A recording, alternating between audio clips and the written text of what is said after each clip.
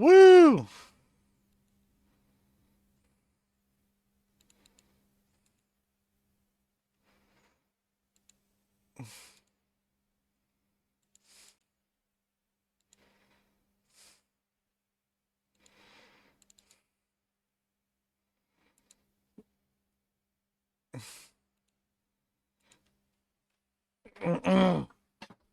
We'll be live in a second.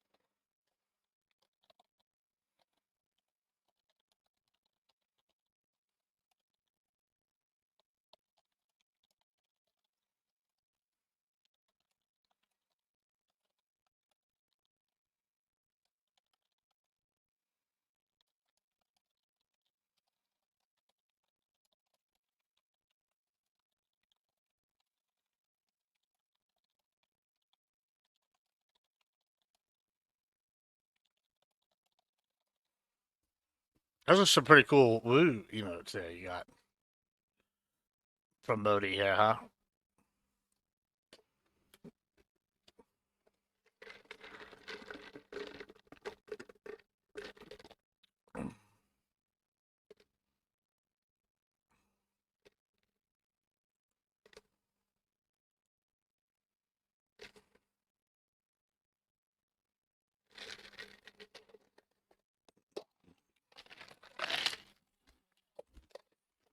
Ah!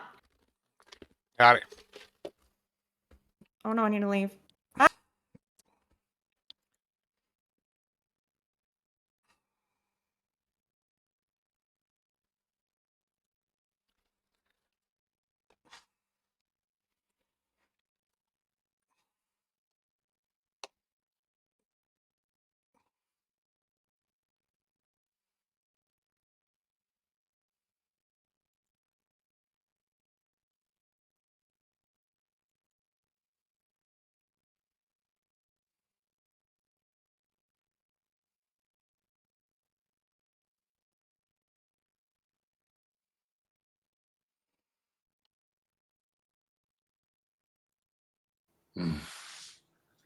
Just go lay down. I'll join. Wait, put your headphones back on. Put your head.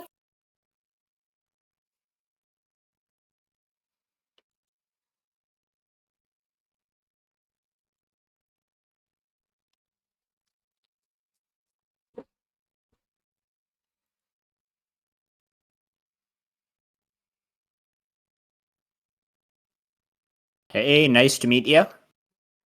Got it. How are you? Living the dream, Papa. Living the dream. Good to hear.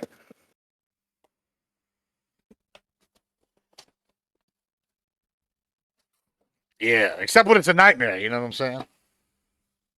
True. That's the worst part of dreams. Is my audio all right? Yeah, I mean, you sound fine on my end. Nice. And you sound fine on mine. So you're a cattle rancher, right? I do own a ranch. Yes, that's correct. I mean, I also own a B2B sales company in 28 different countries, and 26 different countries, 28 different services. I always flip those two numbers for whatever reason. And then I own a high-end exotic leather customs company. A what? High-end exotic leather customs company. So like, we have like a license, so we can get like specialized animals, and like whenever they die, for example, like for example elephants, whenever they die, that we'll get a portion of the leather, and we can make like a certain amount of it, and then all the money from the sales like goes to like conservation for the elephants and shit. It's pretty cool. Because I don't know when they like I don't know I guess when they die they have a shitload of leather. Nice. Sounds like fun. That's pretty cool. And are you like do you do a lot of live stream debates? I dabble, Are you not like again, you know. No, yeah, I do a Okay. lot of debates. Yeah. Yeah, I mostly blog, but I like debating, so I've been trying to get more into it. That's pretty fun, and like most of the communities are pretty cool. Like some get a little judgy, but most of them like are will like take you in, and they'll be cool as long as you're like nice behind the scenes. You know, you can like scream at them on Welcome camera. to the They're stream, nice. gang. You're Absolutely. Hey, how live. you doing? You were on the show. We just got done Hello? with some wonderful call-ins. Okay, sorry for the brief lateness. Okay, I apologize. I just had to read some of my super chats and make sure that the people who paid me money to say words got their money's worth. Okay, so gang, for those of you who are unaware, this is what we're doing now. We are transitioning, okay, from fun, happy call-ins to a serious debate on a serious subject. Um, Matthew, that was your name, correct? If I Yes, remember, that's right. Matthew And it here. still is. Great. Matthew contacted me the other day and wanted me to set up a debate for him on whether or not Trump is a good president or not. He takes a position, no, he is not a good president. Admiral Gibbs has graciously uh, decided to join us today. He unfortunately had to cancel our Saturday scheduled appointment, but he's here now. And he's going to be taking the negative, the affirmative, actually, that Trump is a good president. And so what we're going to do is I'm going to give them each opening statements. They could take a little longer than they normally do because we only have two people here today. After opening statements, we'll go into open discussion. In which case, I will let them just kind of go. If uh, one of them is talking over or interrupting the other too much, I will step in. If I have a question on what someone has said, if I don't understand it, it's likely the audience doesn't understand it, and I will ask clarifying questions throughout. But other than that, I'll kind of just let you guys go. Are there any questions from either of you before we begin? Oh, thanks for doing this. You're welcome. Yeah. Thanks for hosting, Wick. Okay. And thanks for agreeing to do the debate. Sure. Should I call you Gibbs? Yeah, that's probably easier. Okay. Gibbs it is. Okay, with that, why don't you open us up? Matthew, you're the one who wanted this debate, so I'm going to let you go first. Yeah, sure. Is Trump a good president? Go ahead. I don't have a super long opening statement. I think Trump attempted a coup. I think he's flagrantly corrupt and authoritarian. I think his policies are likely to cause millions of excess deaths by gutting nearly all of foreign aid. And I think the tariffs are a bad thing. They're likely to completely devastate the global economy. I think the cuts to medical research and other kinds of research are likely to make us poorer, sicker, and less scientifically innovative. And I think his immigration policy is quite bad. Denaturalizing over 1 million people who are legal immigrants here is likely to harm large numbers of people. So, yeah, that's sort of my basic case. Yeah, excited to discuss more.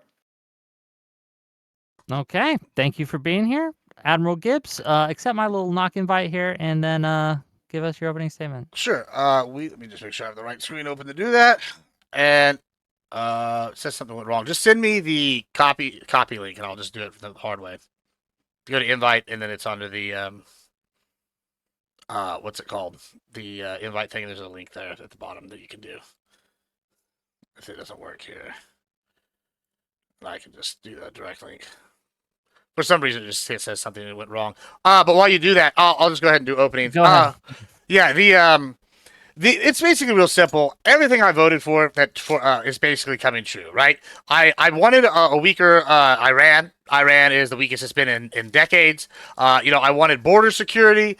Guess what? I finally got border security. I've advocated for immigration reform. That hadn't totally happened yet. However, I have been very adamant that I want these people out. The argument is that these people have just been sitting here doing nothing for a while is fundamentally wrong. They don't understand how this works. If you come here illegally, oftentimes you come via coyote, and what happens after that is then these people end up on the either pay a tribute to the cartel indefinitely for the rest of their lives, or the cartel comes to them at some point, say your housekeeper, and says, "Hey, abuelita, we're coming in. You're going to open up this hotel room at this time on this date," and then they go in there and they kill people, and then guess what? They're just as guilty as anybody else, even if all they did was leave the keys somewhere. Right? This is a long-term problem. I've had friends my whole life die due to cartel violence. I'm extremely happy with what's been happening down here with what Abbott and with Biden, with what Trump has done. We literally went from Shelby Park. These are statistics you can check. We went from 1,500 a day, people crossing illegally, to 3 people a week. That is a measurable, substantial success. I'm pleased about the taking over the islands of the Rio Grande in the disputed territories. Very happy about that. It's enabled us to stop a lot more sex trafficking. People that are not pro this Trump current policy is basically enabling slavery. It's crazy that the Dems have advocated for the same things that antebellum South has advocated for whenever they talk about who's going to pick our crops, who's going to work in our fields, who's going to work in the hospitality industry, and then they sit here and they advocate for the immigration policy. So foreign policy has been good. Immigration policy has been great. We talk about the economy. I work in an industry specifically with ranching that is affected directly by the tariffs. Some of these things, both the tariffs have been used to get better deals with the EU. The EU has gotten rid of restrictions. This is not directly tariff related, but it is indirectly related tariffs because it happened right after he put tariffs on them. They got rid of restrictions on beef that was basically allowing us not to ship it over there. They basically got rid of restrictions on safety standards which were just totally unnecessary in the first place. Some of the ones they had, and allowed American beef to be sent over there. And now American beef is at an all-time high beef prices. Now this sound bad initially. However, the good thing about American beef is that we grow these things efficiently, so we're able to expand, and that's going to cause a market lowering over time. And what's going to happen then is we're going to be able to produce these in a more efficient manner than we've even done before. Thanks to these things, it's fantastic. Everything Trump has done have been big wins. Can't wait to take it into it further. Okay, well, thank you. Gibbs, just add me to yours or invite me to yours. It's not working, whatever. But yeah, okay. Okay, with that opening statements done, it's into open discussion. So go ahead, however you wish to proceed. If you guys talk over each other, I'll put my foot down. But otherwise, floor's yours. Okay, when the president results in policies that result in millions of extra people dying, do you think that disqualifies him from being a good president? Define extra people dying. Like how? Like what are you referring to specifically? Succumb to death who would not have otherwise. I'm not sure what's ambiguous about it. Yeah, I mean, it depends. Like, okay, if we go attack a nuclear facility in Iran and we end a war before it even really gets going, yeah, we cause some people to die. Sure, that's bad, I guess. But in the long term, it saved thousands and thousands of lives because the war ended quickly. I don't see this as necessarily a thing just because people die equal bad president. I mean, there might be there are cases where it's worth bringing about policies where people die. I think there was it's good we intervened in World War II, even though intervening in World War II resulted in lots of people dying because it averted more death in the long run, but presumably resulting in lots of extra deaths. This is at least a big cost associated with the president. He needs to do some really good stuff to outweigh it.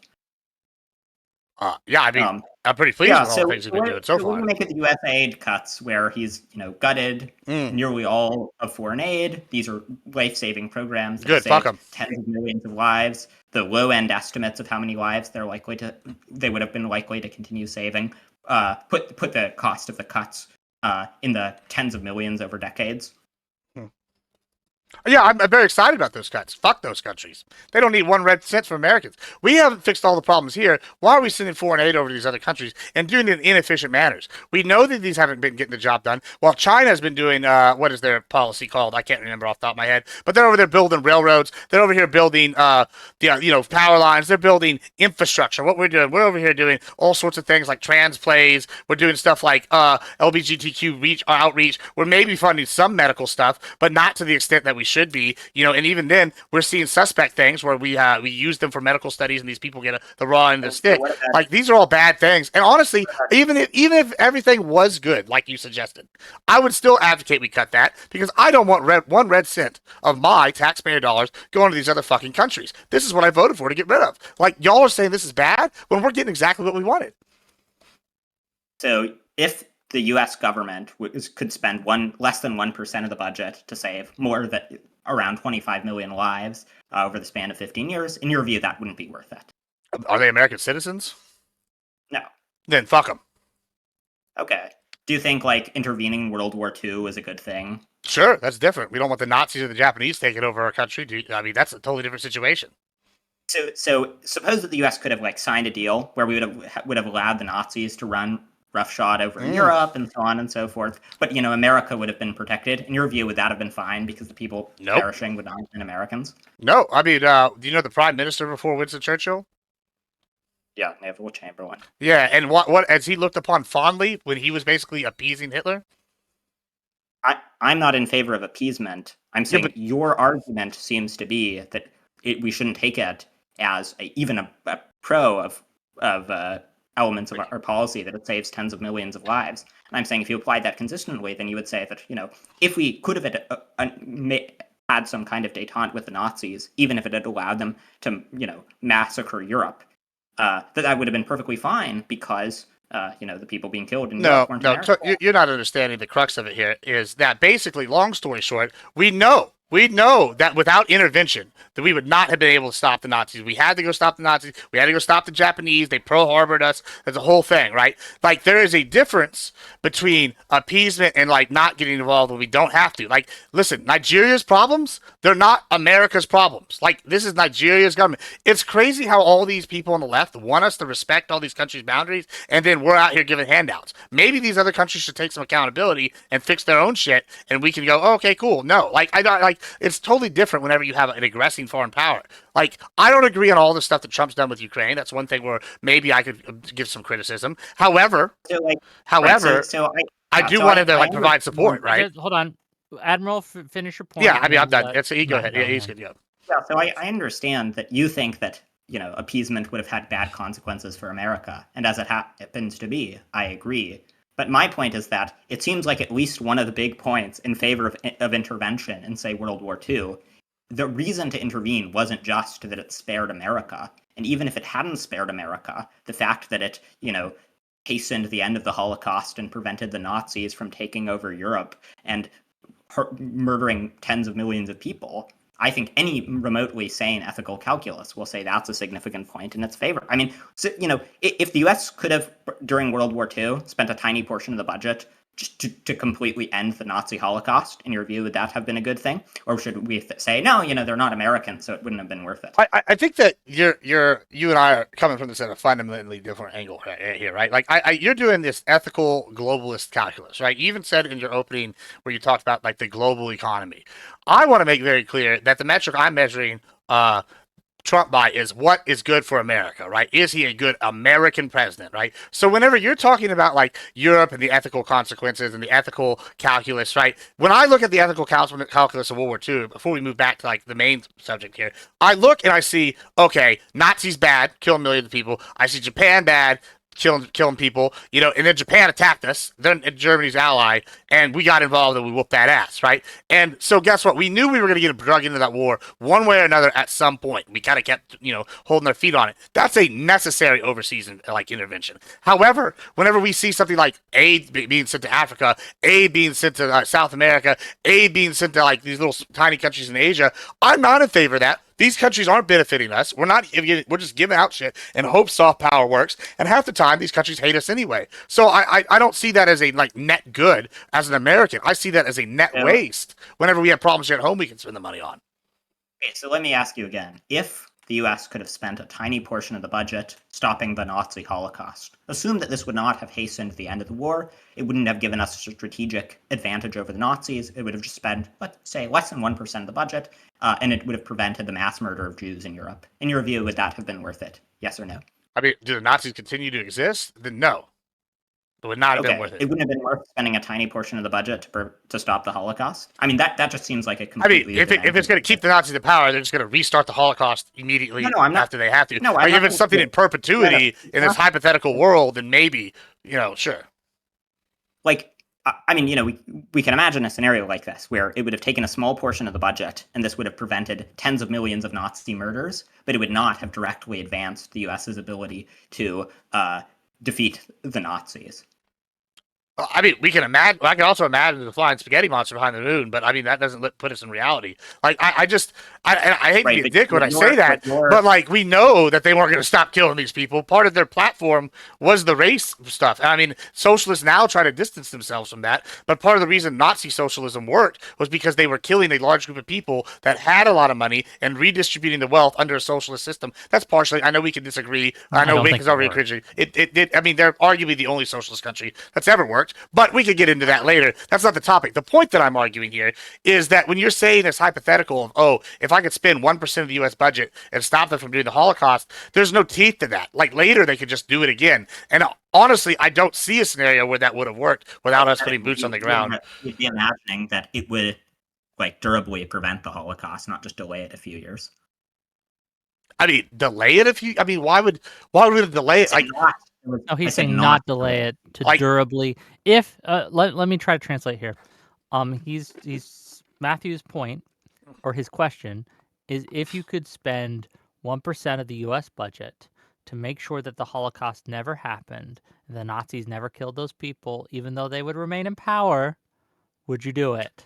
Yeah, no, I get the question, and the problem I have with this is obviously in that hypothetical where if we could somehow have God himself come down and say, there's no way the Nazis will kill anybody if we give them 1% of our budget. Shit, let's make it 20% of our budget. I don't give a shit. If God himself guarantees this promise, yeah, absolutely, we do that. However, there's no real world equivalent to God coming down and being, oh, all the US aid work given to Africa, that's going to stop this or XYZ or not empower this group or not cause this problem. There's no way to guarantee any of that. But I tell you how we do guarantee that we don't fucking waste American taxpayer dollars is we stop giving that money out to these countries that don't fucking like us. Like, it's that simple. And we've done that. It's great. Big fan. And we lost it. Hello, are you back? Sorry about that. My audio just sometimes randomly disconnects. Okay, but so now it sounds like you're of the opinion that it is worth spending a tiny portion of the budget if doing that saves the lives of millions of foreigners, from as would be the case in the Nazis. And so then the question is just, does foreign aid, in fact, at the cost of a tiny portion of the budget, save the lives of millions of foreigners? I mean, do you know what portion of the budget was spent on foreign aid? A tiny portion. Yeah, it was less than 1%, and it looked like it saved about 3 million lives a year. And now it's completely gutted. And so you're, yeah, I mean, I know you're in favor of it, but it sounded, so earlier you were suggesting that you didn't think that it was worth spending a tiny portion of the budget, saving tens of millions of lives over decades. But now, as the Nazi example shows, now it sounds like you are in favor. You do think these are two totally different things. Like the soft power is not working. Like you're saying, like you're looking at this from like a purely utilitarian point. Like A, X given to B equals C, right? But that's not how that's not how the world works. I don't know if you know how the world works. How much money have we given to Somalia's like interim government? Like a lot. We've a lot of very money. Little. Right. No. Well, proportionally, it's a lot for them, right? And they still don't control their entire country. These are problems. So foreign aid doesn't magically solve all the world's problems, but it does save lots of lives a year. So, for example, the PEPFAR program, which Trump axed at the cost of about 0.1% of the budget, at the cost of like $20 per American per year, saved over 1 million lives a year since its implementation under George Bush. Now, we can talk about whether it's in America's interest to give out foreign aid. I happen to think it is, both because of the soft power element and because when other countries are not ravaged by disease, then they have greater ability to trade with us and to innovate, which benefits America. But I think the primary reason to give out foreign aid is so that millions of extra people don't die. Let- And let I me- mean, I don't understand. Let him What I finish. don't understand is you're of the position that it would be worth spending 1% of the budget to stop millions of deaths if the deaths were caused by the Nazis. But you wouldn't be in favor of stopping millions of deaths if the deaths were caused, or if the deaths are caused by disease. Well, So let what's me the difference? I will give you an example. Let me give you an example from pre-Trump. Okay, sure. I don't want an example. I just want. Why? Want an Well, so you explanation. can understand. Yeah. So I've done a lot of aid work, right? I've worked in Africa. One of the things we did was we were building fisheries for in Nigeria, right, to help them build local fisheries to help supply food for local villages, yada yada. And it was funded by USAID money at the time, I believe. Right? And I think the program was given like between 200K per fishery to like 2.2 million for overall for the whole program, right? Drop in the bucket, right? Now, we built these fisheries like 9 years ago, right? You know what happened to those fisheries since then? They don't exist. You know why they don't exist? Because Boko Haram took them over back before they became ISIS affiliated. They took them over, destroyed them, and where they didn't destroy them, now they're using it to feed their troops and turn it into help their fight their long-term war with Nigeria and Chad. Now, I don't even know if that's still going on specifically within that region because I know that war is always moving fronts. But I know that those fisheries are gone. So you basically told me between 200K for each fishery. Yeah, This is going to be a problem. Yeah, no, it's so annoying. I don't know why. Like it was just disconnecting again. But yeah, sorry, 200K to each fishery to 2.2 mil. So like when I'm saying this is wasted money. And when you're arguing about if Trump is a good president, and this is the big thing, even you can admit that it's less. Hold on, you admitted that it's less than 1% of the budget for USAID, and you've argued, oh, utilitarian, these people dying is bad, and like you're not gonna get me on, oh, that's sad. Like I don't care. Like I care about America, and like that's gonna fuck us. Yeah, let's give it to Matt. Matthew can respond. Matthew, go ahead, respond uninterrupted, please. So now what you're doing, you're no longer disputing the moral element, but now you're disputing the factual question of whether USAID does save millions of lives.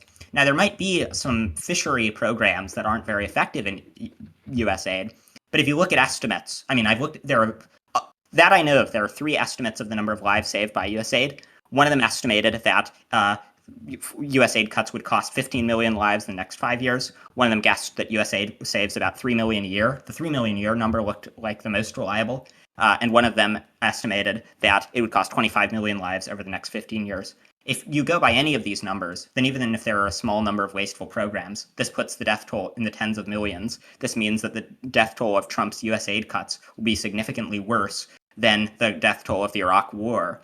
Now, I think if you think it's a problem that Bush carried out the Iraq War and resulted in lots of deaths, you should similarly think this is a problem. And no, I think Bush did the right thing. Question, then you go back to the moral claim, and then when you're pressed on the moral claim, then you go back to the factual question. And so the question, it is what you dispute that USAID saves millions of lives, or is what you dispute that it matters that USAID saves millions of lives because you think that America should only serve American interests? No, I mean, I guess it's more of the second one. It's neither. It's I don't give 2 fucks about these other people, right? These other countries. One, your Bush thing. Bush is the right thing. We've seen that now over the last 20 years, destabilization of Iraq has led to a weakened Iran, which when they were both in the axis of evil, that's a great thing. We've empowered our allies, Saudi Arabia and Israel to a full extent. Jordan's more powerful than it's ever been. Turkey's been more. These are all wins. This is all wins for the Bush metric. So yeah, I guess those people dying, hey, it was good for America. Sucks to suck. That's how the world plays ball. We have proxy wars all the time. And yes, cool. That sucks. We can argue about that being a good or bad thing too, but that's not the point of the debate. When you're sitting here talking about USA, which you admit is less than 1% of the budget, it's still millions and millions of dollars, and I don't want one red penny fucking going overseas. That's a problem. And so when we're sitting by this metric, it's a good thing because I'm getting the things I want from a president. How do I like say a president did bad when they gave me what I voted for? Just a housekeeping thing, okay? Housekeeping before you respond. Is there like are you on your phone or your laptop? What's going on? I'm on my laptop. I can try joining on my phone. That might be better. It might, because I'm just telling you, like, disconnecting every 5 minutes is going to be a problem, right? Yeah. Okay, so I think my phone should work better. So. Okay, yeah, I'll give him a second. We'll let him get back on. Sorry for the lagging. Sorry for the tech issues. I don't know why it's doing this. Hopefully it doesn't keep going. I don't know why. That's a problem. Okay. Okay, you back? Oh. Well, Okay. Yeah, so I can hear you. I can see you. Go ahead. oh, you can see me. I can't see myself. Just turn your phone. Well, we Turn your can phone see sideways. Okay. Nope. Okay. No, do not turn. No, do not never listen to mind. him. Yeah, it didn't work. All right, sorry. Okay. Sorry. Wait. Let me just set up my phone. Yeah, I'm sorry about the inconvenience, but That's fine. yeah. So right. So now your position is once again. So when I press you on the moral point, then you go back to the factual point. Okay. So let's just stick to the moral question. So if you say that the only thing that American policy should serve is American interests, then you would be led to the result that if we could have stopped the Holocaust for less than 1% of the budget, that wouldn't have been worth it, which it sounds like you don't want to say. I think, we should just say, look, there's more that matters in the world than just what happens to Americans. It matters when, 3 million foreign children die of horrible diseases. I don't know why we wouldn't say that. That seems like, what our values demand we say. Okay. Do we have a problem with homelessness in America? Yeah. Okay. How many homeless people are there? I don't know. If we gave every homeless person, I don't know, $40,000, and then maybe put them on there, would you be in favor of that if it proved that they could get them off the streets? I don't know. I guess I'd have to see the costs. Sure, but let's just say hypothetically, we give them $40,000, and that would jumpstart, I don't know, 60% of their lives into doing better if we gave them that money. Would you agree with that? That'd be a good thing. Since you want to. Yeah, that sounds like. Okay, cool. So if I could take all the money from the USA and give it to all the homeless, you would be okay with that, wouldn't you? No, because USAID saves lives much more cheaply. Yeah, see, here's the problem. I don't give a fuck about these other countries. I care about what happens to Americans. And when you were sitting here doing the metric of what is Trump a good president? And I'm sitting here telling you, me and my cohort voted for exactly this. This is what we got. We're seeing listen, I get you arguing the morality of it. The morality is American taxpayer dollar benefit America, right? I don't give a shit about these other countries. It's immoral for my money to go fund little Timmy in Africa. That's bullshit. You know who it should fund? It should fund little Timmy here in America. That's who should be getting the money, or if it's even going to that. And I don't even know if I necessarily agree with that, but I know for sure that I damn well don't think my money needs to go to some other fucking country. And when I see that cut out, that's a win for me because that's one of the things I voted on. And so if I'm going to sit here and go, someone's a good president, I go through my checklist and I go, hey, they did this? Check. They did this? Check. And so right now, it's all my check boxes are checked. How can I say he's being bad when I'm getting 90% of what I want? Well, I may agree that he enacted policies that you're in favor of, but you're in favor of policies that are bad. So the mere fact that he did what you happen to want, that doesn't tell us whether he's a good president. Now, I feel as though I'm repeating myself. Do you think cartel deaths are good? Hold on, let Matthew go. Let him finish. Once again, if you have the view that the only thing that American foreign policy should serve is American interests, that we should be entirely indifferent to the effects that our policies have on foreigners, that if we could prevent, if we can prevent tens of millions of foreign deaths at very small cost, we shouldn't do that. Then you get the result that it wouldn't have been worth intervening to stop the Holocaust if we could have done that for less than 1% of the budget, which it doesn't sound like you're in favor of. And when I raise this point, then you go on to make other different points, or just to repeat yourself that you don't think that we should spend money helping foreigners when Americans are suffering without addressing that. Yeah, I mean, because one, that hypothetical you stated, it doesn't live in reality. I live in the real world. We can make any hypothetical. I could be like, what if the next pope was gay and that caused us to cure cancer? That's cool. Any hypothetical could be made to sound one way or another. I could give you a hypothetical right now that would just crush you. But I'm talking about real world scenarios, right? And so when you say my policies are bad, I disagree. I think the USA being cut is exactly what I wanted, right? Cool. We don't even have to agree on that. Let's just say I give you that one, which which I'm not, but let's just say hypothetically I did. Let's just look at the border. You said you don't think cartel deaths are good. So if I go and call my friend Angel up right now, her sister was raped and murdered by a cartel person in January, you're going to tell me it's a good thing that we didn't have the border secured by the first day Trump took office? Is that what you're going to tell her family?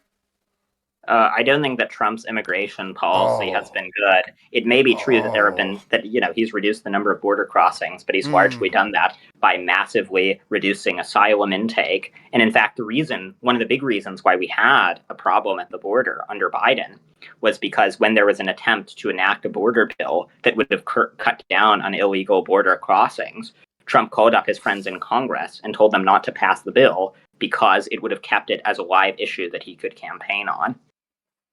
Yeah, I mean, it's I mean, you're telling someone who's had their property damaged by illegal aliens. Specifically, I've had cattle eaten by coyotes, and I'm not talking about the animal coyotes. We're sitting here, we're fucking having people kill my animals. I've had property damage. I've had families' property damage. I've had friends my whole life killed by cartel violence. Literally, when I was growing up, it was common for people to be like shot up by the cartel, driving up beside them on each side of the car. Like, these are things that were happening regularly where I'm from. And whenever we told people this was a problem, y'all told us to go get fucked on the left, right? And so guess what? Now there's a reason why Hispanics in Texas are switching in droves to the Republican Party, because these policies are a good thing. We're stopping sex trafficking by clamping down on illegal immigration. We're stopping deaths by the cartels. We're stopping drug inflow. And your argument is, oh, well, these other people might have it bad. Well, guess what? They can go have it bad in their country. They don't belong here. They didn't do it the legal way. And it's insulting to every legal immigrant that has come here that had to wait and do it the right way to tell these people to go get fucked. Like, that's ridiculous. Why do you think it's okay to enable the cartels? Well, what is this, like Kathy Newman? I don't think it's okay to enable the cartels. I think policies have costs and benefits, and we need to weigh the costs against the benefits. Now, as it happens, as I mentioned, one of the reasons why the border was more open than it could have been was because Trump, when Biden was president, got his friends in Congress to veto a law that would have cracked down on border security. Now, that's not true. With regards, now you talk about how this is an insult to legal immigrants. I think that it's rather than merely offending their honor, I think it's a bigger insult to legal immigrants to denaturalize over 1 million people who immigrated here legally, who've had their visas revoked and been forced to return to their country, including people fleeing genocides. Well, here's something crazy. Wick had me on a panel for exactly that conversation. And what's crazy is Trump hadn't come out in favor or against that bill yet. And I bet Wick can tell you what my position was on that bill. It was, fuck no, I don't want this goddamn bill. It's terrible. It's awful. It's not solving any of the problems. We could have done a better bill that Trump put forward in 2016. But guess what? They rioted over DACA, and then Schumer shut it down. And then we got that bill that came out, and guess what? It didn't even have fucking DACA on it. So the Dems proved they don't give a shit about the DACA people. So don't tell me that's what happened, because you're lying or you're just misinformed. So secondly, on top of that, when you're sitting here giving all these stats and saying what's better, what's good, I'm sitting here talking about real results, right? We can tell because Trump has sat down here with Abbott and they've secured the border. We're having substantially less drug trade. We've had substantially less sex trafficking. We've had substantially less illegal immigration. We've been able to start turning the illegal immigration around and getting these people out of here and processed instead of catch and release. These are all W's. You understand that, right? No, I don't think that these are W's. Now, I mean, I don't think it's true that like murder and prostitution are down considerably across the country. Illegal immigrants commit crimes at lower rates than legal Americans. Wait, hold on. Are they asked? That's an interesting stat. When they, I have to interrupt here. I have to interrupt. Wait, I'm sorry. Whenever that stat came out, it was found recently. Texas just put out a big study that 90% of the time these people were arrested, they weren't asked their immigration status, and now only recently can they ask the immigration status. So these stats have been flawed for decades because we don't even know actually how many illegal immigrants were committing crimes because we weren't asking, and most of the time they were just caught and released. So what? Well, I mean, there have been different ways that the estimates have been done, including Alex Narasta has looked at the Texas data now that they are allowed to ask the legal status, and it is at considerably lower rates. And there are other ways of estimating it. But I mean, I guess so. I mean, you said that I was not talking about like actual real policies and real results. I think talking about facilitating the deaths of millions of people by foreign aid cuts, I think that is a real policy that he resulted in that will have a vastly higher death toll than anything remotely in the vicinity of what he is doing with respect to immigration. And I think that the policy of denaturalizing a million people, I wasn't talking about DACA, though he also has gone after DACA recipients. Good. There have been millions of legal immigrants from countries like Laos and Burma who have been denaturalized and forced to go back to their own country. Good. Back to their home country, including people flee. In Burma, there's a genocide going on. And that's our responsibility. Why? Were they supposed to stop at the first country they got to apply for asylum? I forget what the treaty says. Oh wait, they are, and then they don't, and then they apply for it here when they get here. Crazy how that works. Well, I'm not talking about asylum, though I do think it is concerning. I'm talking about denaturalizing millions of legal immigrants. So it is concerning that Trump has shuttered down the asylum program so that people fleeing serious threats to their life and their country have been forced to go back. So I guess there are other I have other objections to Trump. So one question I'd have for you. So do you think that if someone attempts to illegally be sworn in as president after losing an election, that is an attempted coup? I would say that what the Dems did with Biden and putting someone in there instead of I'm answering your question. What the Dems did with Biden is substantially more of a coup than anything Trump did. So there's my only response I'm going to give you on that one. So move on. I'm done with the January 6th shit. It's boring and it's played out. Come on, hit me something else then. So do you think that's an answer to the question? The question was... Yeah, I will say it again. Biden, what they did with Biden is substantially more of a coup than anything Trump did, and that's the only answer you're going to get on this question, because I'm not going to rehash January 6th for the 3,000th time. It's boring as fuck. My question was, do you agree that if someone attempts to illegally be sworn in as president after losing an election, that is an attempted coup? All right. Wait, go ahead and moderate now, because I'm just going to say the exact same thing one more time.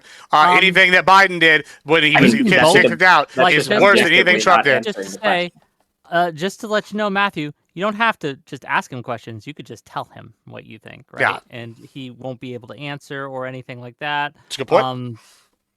I tend to think, that conversations are more productive when, you ask questions. But he is just stonewalling you here. He's going to just keep repeating the same thing. You can ask him if you want. Right? Yeah, okay. I think it's a little silly not to answer questions. But, okay, so it is. I think it's concerning that there was a months-long coup attempt by Trump in 2020, that he attempted to get slates of fake electors approved by state legislatures and Mike Pence and by Congress to appoint him the president after losing an election. I think that attempting a coup disqualifies a person from being a good president. Well, no, good. I guess we agree that Biden was a bad president. Obama was a bad president, especially when he set up this bullshit with the Russian fake news story that we know that's all coming out now. I mean, yeah, it's cool. I agree that when they try to throw an unlawful coup the way those two people did, yeah, they're bad presidents. But once again, they're not Trump, and Trump didn't do either of those things. So, yeah, I think Trump's great so far. Sorry, so neither Obama nor Biden attempted to... Oh, yeah, they absolutely did. Of fake electors to declare them president. No, they just tried to do a fake Russian hoax, knowing that it was fake. We know that they know that it was fake in order to influence an election illegally. We also know that Biden was elected by the primary. Guess who wasn't y'all's candidate after that? So that was a coup. That was literally a coup. No, that's a literal coup. No one, not one single person voted for Kamala in the primary as the president. Not a single maybe somebody wrote it in. I don't fucking know. Maybe like a few people nationwide somehow wrote some bullshit in. So I'll caveat that. But 99.99999%, nobody voted for Biden. That's a literal coup. I'm just pointing out the facts here, and you're just don't like talk about. What you said about Obama and Biden is not within a 100-mile radius. Oh, it's 100% truth. But I guess we can talk about those. But just diverting to bad things you think Biden did and Harris did, and Obama did, this doesn't answer the question. Well, also, you're crying about some shit that happened, first term. If we're talking about current term president, doesn't have any application to this now. I think that if a person attempts a coup, that should go on their permanent record, and we shouldn't forget about this. after a few years. Yeah. Like what are we, like high school? You get like, oh no, you scolded the teacher, and now it's on your permanent record. Oh no, he didn't show up to class. But like, this is such bullshit. Like you're like, this is the problem I have with these Sorry. debates. Right? So Hold do on. you? So limit. Just Go ahead. do you Go ahead. agree that Trump tried to get fake electors approved by state legislatures and by Congress and by Mike Pence? No, So that I once again him? don't subscribe to the conspiracy coup theory that you're advocating. I subscribe to the fact that Biden being replaced was much more of a coup than anything Trump did, look, and I disagree with your whole premise. And I don't want to rehash this 15 more times, but I do have a nothing- problem with these debates that where this happens is, and this is the reason why this is happening is No, because I mean, hold on. With the reason why this is happening is it's very simple. Finish your point, Gibbs, then you got to let him respond. Well, hold on. I'm responding to him. I just let him finish. I just let him finish, and I'm responding. I know this. Hold on. I know. Yeah, didn't let him finish. I did let him finish. I did let him finish. He asked me a question. Okay. But I'm telling you, after I you asked respond, a very specific question go. about Well, whether and you I agree that answered- Trump I tried to get answered the fake question. electors. Okay, so you don't think Well, Trump no, tried I to didn't get finish fake answering. I didn't finish answering your Okay. question. Once again, It's a yes or a no question. it's not a yes or no Yes or no. question. Once again, what y'all did was much more question is, substantially a do you- coup-like. I don't agree that Trump threw a coup. No. I don't know how many more different ways I can say this. But finally, and this is the most important thing, is y'all are sitting here, you're advocating that these things are like a coup when the Democrats have rigged the system for decades with things like, oh, counting illegals in the census, oh, gerrymandering to their heart's content, and finally we do it back, and suddenly it's a problem. Like, I'm sorry, I'm not sitting here buying your biased, like, limp dick arguments about, oh, God, Trump's evil because coup back in kindergarten. This is not his presidency now. Everything I voted for has been accomplished. And when you sit here and talk about if they're a good president, you have to go, what did they promise? Have they accomplished it? When I look at Trump, he's promised something and it's accomplished. Do you disagree that his campaign, now you say they're bad. Do you disagree that he has followed through on either getting them done or attempting to accomplish his campaign promises? Yes or no?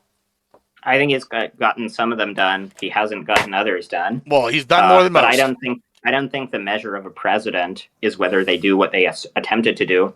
If what they're attempting to do is bad, if someone ran on a campaign of nuking the world and then they got elected and nuked the world, even though they would have followed through on their campaign promises, I wouldn't think that would make them a good president. Do you think that Herbert Hoover was a good president? So you said, sorry. So you did a bunch of gish galloping about things that Obama and Biden and Harris did and so on. But okay, let's just stick on one point, okay? So let's talk about the fake elector scheme. So we have the documentation from Trump's lawyer, Eastman, multiple memos put out describing how he was going to steal the election. We have Trump describing, like he wasn't secretive about this, that he was trying to get Pence to throw out the votes from the contested states and to appoint him as the president. We have all of the people around him, like Jack Willenchick, admitting that this was the plan. We have Mike Pence admitting that this was the plan. I mean, what is it that you think Trump was trying to get Pence to do on January 6th? If not, declare him the president after he lost the election. I'm going to cover this one more time, once again. Just like I said with Obama, when he was sitting here doing this thing, we have the memos. What's her name? Tulsi Gabbard's put them out. I literally did a panel here on Wix about this specific thing where I was told I didn't read the memos. Then I had to post 3 fucking memos in there saying what she covered. Listen, we have the memos. Obama Hold on. No. I'm answering now. Hold on. Look, I'm happy to talk about the Gabbard thing, but do you realize that that's a diversion from the point? No, it's not a diversion. If you would let me finish my point, then you'll know. What my saying is whenever I see something, no, it's not. It's not a whataboutism. When I see that, I go, that's more of a coup than anything Trump did. Then I see what Biden did. That's more of a coup. Now, you can say that's whataboutism. Maybe that is, but here's my issue. Once again, this is the problem I have anytime we come on here and we argue about January 6th.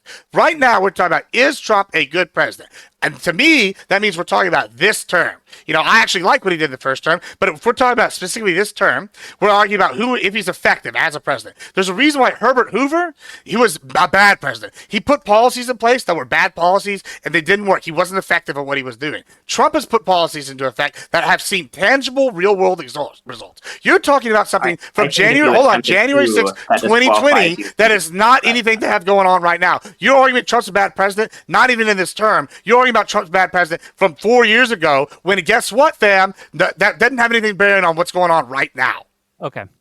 Yeah, so I think if you attempt to steal an election and launch a coup against the government, that disqualifies you from being a good president. Because I think if you attempt a coup then you're a serious threat to the constitutional order. Oh. And so your continued existence in politics is quite significantly damaging. Now, no amount of I'm happy to discuss. Wait, so the revolutionaries were bad? Let Matthew I'm happy to discuss any of these points about the bogus memo that Gabbard put out about Obama, or about Biden allegedly attempting a coup, or Harris or whatever. But I think it's worth noting that the current president attempted to get fake slates of electors to declare him the president after he lost the election. And the reason why Mike Pence is no longer the vice president is because Pence was not willing to go along with an attempt to steal the election in plain view. And, you can talk all you want about Obama and Gabbard, but, none of that has anything to do with what Trump did in 2020. I mean, it's arguable that Pence wouldn't be his I'm vice president anyway. I mean, this is the problem. Is you're saying I'm doing whataboutism, and all you keep coming back to is the ethical good of sending American taxpayer dollars to somewhere else, and the idea that he threw a coup, which is debatable. It's debatable. 50% of the country doesn't even agree with you, right? Just like 50% of the country doesn't. And you're saying it's a bogus memo. Whenever we have, hold on, whenever y'all sit here and say it's a bogus memo, and we have the national security advisor sitting here saying this is what happened. It's crazy how I get told, oh, don't respect the data, but whenever one side puts out the data, we have to respect it. But when the other side puts out the data, suddenly that data is suspect. What is it? Do we trust the government or we don't trust the government? So this is ridiculous argumentation. And as far as, once again, the topic at hand, which is whether or not Trump is a good president, which means, I don't know how you word things, but when we say good president, that means the current president, right? What is he accomplishing? And when I say, hey, I wanted X done, I voted for president, X is being done or has been done, whether or not you agree if that policy is good or bad from your point of view, that means he's accomplished that policy and thus is a good president, in my opinion. Do you disagree? Yeah, I disagree that if he does things that you like, that automatically makes him a good president if the things that you like are bad. And if he attempts a coup, that seriously how are they bad if I'm benefiting? That seriously threatens the constitutional order. And so that means that that I think if you attempt a coup, if you attempt to overthrow the government, that disqualifies you from being a good president. And that so means Gandhi is evil. Gandhi? And Nelson Mandela and the founding fathers, they're all disqualified from being good leaders? Well, I mean, I guess maybe there might be cases where... wow, how convenient that your logic is not consistent. No, I think my logic is perfectly consistent. There might be cases where a coup is appropriate if you're under a particularly oppressive, tyrannical government. Like the democratically elected government. If you get thrown out by the voters because they don't like your policies, and then you attempt to coup the government, that's not one of the rare cases akin to what Nelson Mandela did. Now, I'm happy to talk about the stuff in the Gabbard files. I mean, so you claim that Obama cooked up Russiagate bogusly. He did. Yeah. Okay. So what things do you think Obama was aware of that you think he? Once again, this is not the debate at hand. I mean, unless we want to rehash the debate from a couple of weeks ago. I mean, you were expressing great outrage over the Gabbard stuff. I'm not the one. I could have gone this whole panel without talking about it. I didn't know January 6th was going to come. Just real quick, both of you. You did bring it up, Gibbs. Well, I did bring it up because guess what? Hold on. He can talk about it. That's fine. My point is, he's bringing it up now. And I get that you're biased a little bit on the left, and you want to get your left side some benefit. You're a good moderator. Hold on. You're a good moderator. Wait, don't give me. Hold on. But listen, we all know we all play favorites in the mod sometimes. That's fine. But here's the thing. The topic that I was told we were coming to discuss was, is Trump a good president? That is a present tense word. Is Trump a good president right now? Cool. Present tense. I wasn't ready to come in here and sit here and circle jerk about January 6th for 30 minutes, but here we are doing it now. So go ahead and talk about the Obama thing. I only brought up Obama and Biden's coup-like behavior because January 6th came up in a not pertinent, relevant conversation. Yeah, I mean, it's just not at all true. So, in the Gabbard files. So in the Gabbard files, she quotes a bit of intelligence saying that Trump knew that, claiming that it illustrated that the Obama administration knew that there was no hacking. But what it said explicit, or that there was no Russian interference. But if you read the end of the sentence, what it said was that there was no interference done directly by hacking voting machines. So it's true that the intelligence community thought that it was very unlikely that Russia was attempting to directly hack voting machines. But that doesn't mean that Russia was not involved in 2020. And in fact, we know that Russia was involved, in 2016. And we know that Russia was involved in various ways in trying to get Trump elected. They hacked the DNC. They were putting out these bot farms that were promoting pro-Trump content. So, the thing is, like, it was not true that the Trump administration colluded with Russia, but it was true that Russia was trying to get them elected. Is that true? That's not true. I've seen reports from people saying that both China and Russia wanted Biden to get reelected because he's easier to manipulate. So, like, there's contradictory reports. Like, not the Gabbard one, that one specifically, but like even then, like, and once again, this is not pertinent to the topic. I only brought it up because the January 6th thing wasn't pertinent to the topic. Well, I think, but that's fine. It is. So it is. I'm happy. I agree. It's not that pertinent to the topic. But you brought it up as an attempt to deflect from the January 6th stuff. Because that's not just going to allow you to I'm not just going to allow you to bring up topics that have nothing to do with the topic. Well, wait, you just did. January 6th has nothing to do with this topic. No, it did. Do you remember? I think I've now said like 10 times my response to that. Do you remember what my response was to that when you said that? So it was some baby back bullshit about, if you attempted to throw a coup, you can't be considered a good president. Which, one, I don't agree that he attempted to throw a coup. Two, I fucking once again said anything that's in ballpark relation, Obama and Biden did worse and more accurately a coup. Three, even whenever the argument is, most people argue a coup is a violent overthrow of the government. Guess what? He didn't even do that. Next, we're going to hear about how he told them to go march on the Capitol when he said peacefully and patriotically. This is just all a misnomer and not talking about the top of that. I want to talk about the policies. Like, let's talk about beef industry right here. Like I said, beef industry, fantastic. Tariffs are working. Foreign policy, big fan. Foreign policy, big fan. We've got, you're not going to let nothing. I'm telling you right now, we're talking about policies. He's able to get his policies accomplished. That's effective. So these are policies I'm in favor of. That's a double win. Whenever we see foreign policy, he's been nominated for the Peace Prize now because he solved all sorts of issues. Hold on, no, Gibbs. Hold on. He wants to keep talking about the same thing. I thought we were talking about the topic. Both of you shut up. Both of you shut up for a minute. You're talking over each other again. Gibbs, land your plane. Well, yeah, I am trying to land the plane, Wick, and this is how this dishonest tactic is. I came here to talk about if Trump is a good president, right? That's why I'm here. I'm not here to talk about relitigate for the 6,000th time on the umpteenth million channel January 6th, which I think is a coup, right? For example, a million times. I think that the Obama thing's more of a coup, the Biden thing's more of a coup. I'm not even here to talk about that. I only brought that up because January 6th on it. Now, I want to talk about policy, and the reason I brought up these other countries, Pakistan, India, Pakistan said Trump was deeply involved. They got this peace process done. India's been a little wish-wash on it. Rwanda and the Congo, that weakened Russia. The Congo was a giant backer of Russia, and they sent them earth minerals. Guess what? Americans are going to be now providing jobs in that area and mining those earth minerals, and it's going to provide some security in the area. Rwanda is good. No, it's not a gift scalp. Listen, follow along. I'm giving reasons why. That's a good one. But the reason why I'm bringing these up is I thought we were talking about policies. He's sitting here causing peace in all these countries. Foreign policy's been outstanding. Border's been outstanding. You haven't objected to any of these things. Your whole argument is policy bad, and you've offered no alternatives that have actually given us a real solution. Okay, Gibbs. Now you got it out. We're going to give the mic to Matthew, and Matthew's going to get January 6th coming up again. And half his chance on interrupting. I guess, if we want to do like little monologues, that's fine. So I guess I'm happy to address all of that. Let's go in order. So starting with the January 6th stuff. So he's saying, it's not on topic. And then my response is, it is on topic because we're talking about whether he's a good president.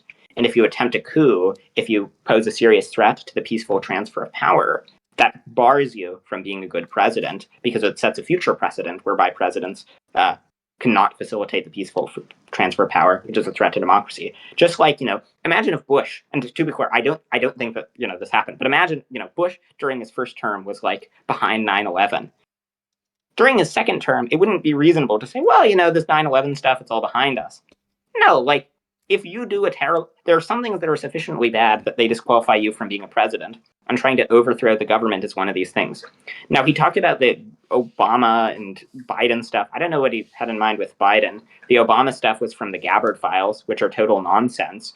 Russia was trying to interfere in the election. They set up fake social media accounts, spending $10 million per year on this, trying to promote pro-Trump content. They hacked targets, including the DNC.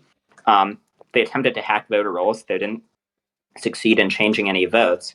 So the idea that the Obama DOJ was acting wrongly is completely false. Now he says, oh, they supported that they were supporting Russia and China. That's also false. Sorry. He said Russia was actually supporting Hillary. That isn't true. They were setting up fake social media accounts to promote Trump stuff, and they hacked the DNC. There was a thorough investigation done by Congress, where even Marco Rubio, Trump's current Secretary of State, admitted that they were trying to promote Trump. This has been the result of literally every single investigation by the intelligence community.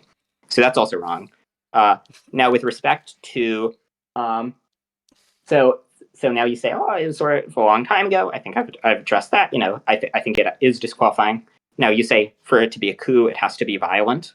That isn't right. So imagine if Kamala Harris had been unilaterally declared president by herself, so that she took over the government after she lost the election. I would say that if she had remained in power, I would say that would have been a coup, and that's what Trump attempted to do.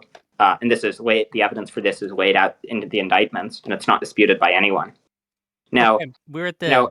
Oh, just real quick, at the mid-hour mark, I'm going to read some of my super chats, and then we'll resume. Right? Okay.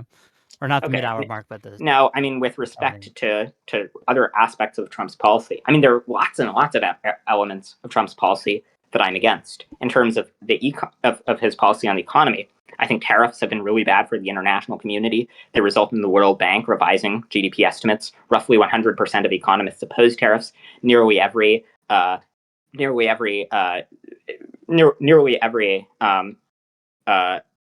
every study that's been done on this topic, they very consistently find the tariffs are bad for the economy. They create all sorts of market distortions, resulting in people not being efficiently allocated to do the things that they're best at. So I think the tariff stuff are really bad and seriously harming both American GDP and global GDP. That's why Trump had GDP contraction in his first quarter, which is kind of insane given how much of a layup he was given with the Biden economy. None of the things he was said about stopping all these wars are true. India said Trump had no role in negotiating the conflict. With respect to the one with Rwanda, with the militia group, first of all, there was already cooperation beginning in March. Violence has continued in the region, and most of the violence on Congo's side is coming from the M23 militia, which was not party to the signing. Everything you heard was a bunch of nonsense. Okay, before you respond, Gibbs, I do have a couple super chats. I need to make a little money, and then I'm gonna give you back. And look, you guys both like to talk, and that's fine. But let's get a little more back and forth here. Let's open up just a little more, okay? And we'll keep going after these super chats. $5 from Audacity to say we need a 2-minute timer that they can ultimately disregard. Maybe we do. $10 from Audacity to say, isn't winning the electoral and popular votes after the facts of January 6th just a greater jury of your peers? With regards to that, $10 more from Alexander Wren to say, do you believe the government under Biden? And this is to Gibbs, right? If not, what changed now?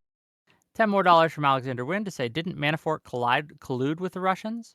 Was he not part of the Trump campaign? And then $5 from Audacity to say, flag on the play. Russia was gearing up for a Clinton win. There was not distinction in wanting Trump to win, quote unquote. Okay, thank you for the money. Keep giving it to me. And with that, back to the debate. Can I just briefly addressing the last thing? They do, the Gabbard report quotes part of it where it says, oh, they were gearing up for a Clinton win. But saying you're gearing up for X doesn't mean that you're in favor of X. If you say I'm preparing for a fire, that doesn't mean that you're in favor of the fire. Russia was not supportive of Clinton, and in fact, they took concerted efforts to try to get Trump elected. At the time, basically everyone thought that Clinton was going to win. That's what the polls were saying. That's what the prediction markets were saying. That's what Nate Silver was saying. Yeah, I mean, I'm going to move on to the January 6th thing. I do want to address one thing he said, which is once again, we argue about all the data, and then he says, oh, it's a bogus report from the National Security Agency. I don't know what his classified clearance level is over here, but we know when the head of the National Security, like all the different security agencies, says, hey, this is what happened. Here's some memos, and you go, it's bogus. Yeah, sorry, fam. I'm gonna believe her over you. Especially if they're on my team. Like I know that we all are team sports guys here, but like, guess what? No, I'm inclined to believe them. I'm inclined to believe a lot of things. It's just here's what's crazy is when you're sitting here saying all these things. Pakistan's not true. I have an article right here from the Guardian that says Pakistan is standing up to nominate Donald Trump for a peace prize. This is after either Cambodia or Indonesia. I forget the other one. Indonesia are sitting here going to nominate him. Two countries, two separate countries, two different wars saying they are going to nominate Trump for a peace prize for being involved. So clearly you don't know what the fuck you're talking about. You can sit here and say India said, but when one country is sitting here saying they're going to nominate him for a peace prize, that's an effective president. You can talk about Rwanda. I don't know if you know this about Rwanda and the Congo. I've been following this conflict closely for years. Guess what? These militia groups answer to Rwanda. It's plausible deniability. They sit here and they make a deal with the head government of Congo. Then they send their militias and say we have plausible deniability, and they keep going. This war was going to go indefinitely. Luckily for us, Rwanda was whooping their ass, and they were on our team, and we were able to like pigeonhole the DRC into a bad deal for Russia and a good deal for us. So like all in all, you're just wrong on the foreign policy. These are the facts. Like you can argue that these things didn't happen, but when two different countries nominate Trump for a peace prize for two different conflicts, either what's more likely, you and your biased opinion is right, or B, the countries involved nominating him know more than you. I'm gonna go with B. So like I hate to be a dick about it, but that's just the bottom line. Like, and then we talk about the economy. I can point to specific industries like the ag industry that are benefiting greatly from the tariffs. You can talk about GDP maybe going backwards for whatever, but guess what? Just last week, I think 3 days ago, we had an all-time record high in the stock market, right? We're seeing growth again because we've hit a transitionary period. Sometimes GDP stops for a second or slows down or contracts, and then things change and the new policies take effect and things get good. All of these are good things, and you're sitting here saying, oh, woe is me, when guess what? The average person is seeing the benefits. Okay, so I mean, I don't think any of that's right again. You say we should believe what the head of the NSA says. I don't think that we should believe what the head of the NSA says. If the head of the NSA is a deeply unserious person like Tulsi Gabbard, and if there have been reviews of the report, I'm not the one who did these reviews, where they looked at, they've tracked down the claims from which the intelligence was sourced, and of the ones, and many of them are, publicly available, and of the ones that she cited, she just completely strips them out of context and lies about their content. I've given multiple examples of this. There's the example where she quotes saying that Russia was not directly hacking voting machines and using this as evidence that Obama knew that Russia thought that Russia wasn't attempting to intervene at all. There's also there are a lot of things. Renee DeResta, for those who are interested, has done a deep dive into the Gabbard report. I mean, it's just completely unserious.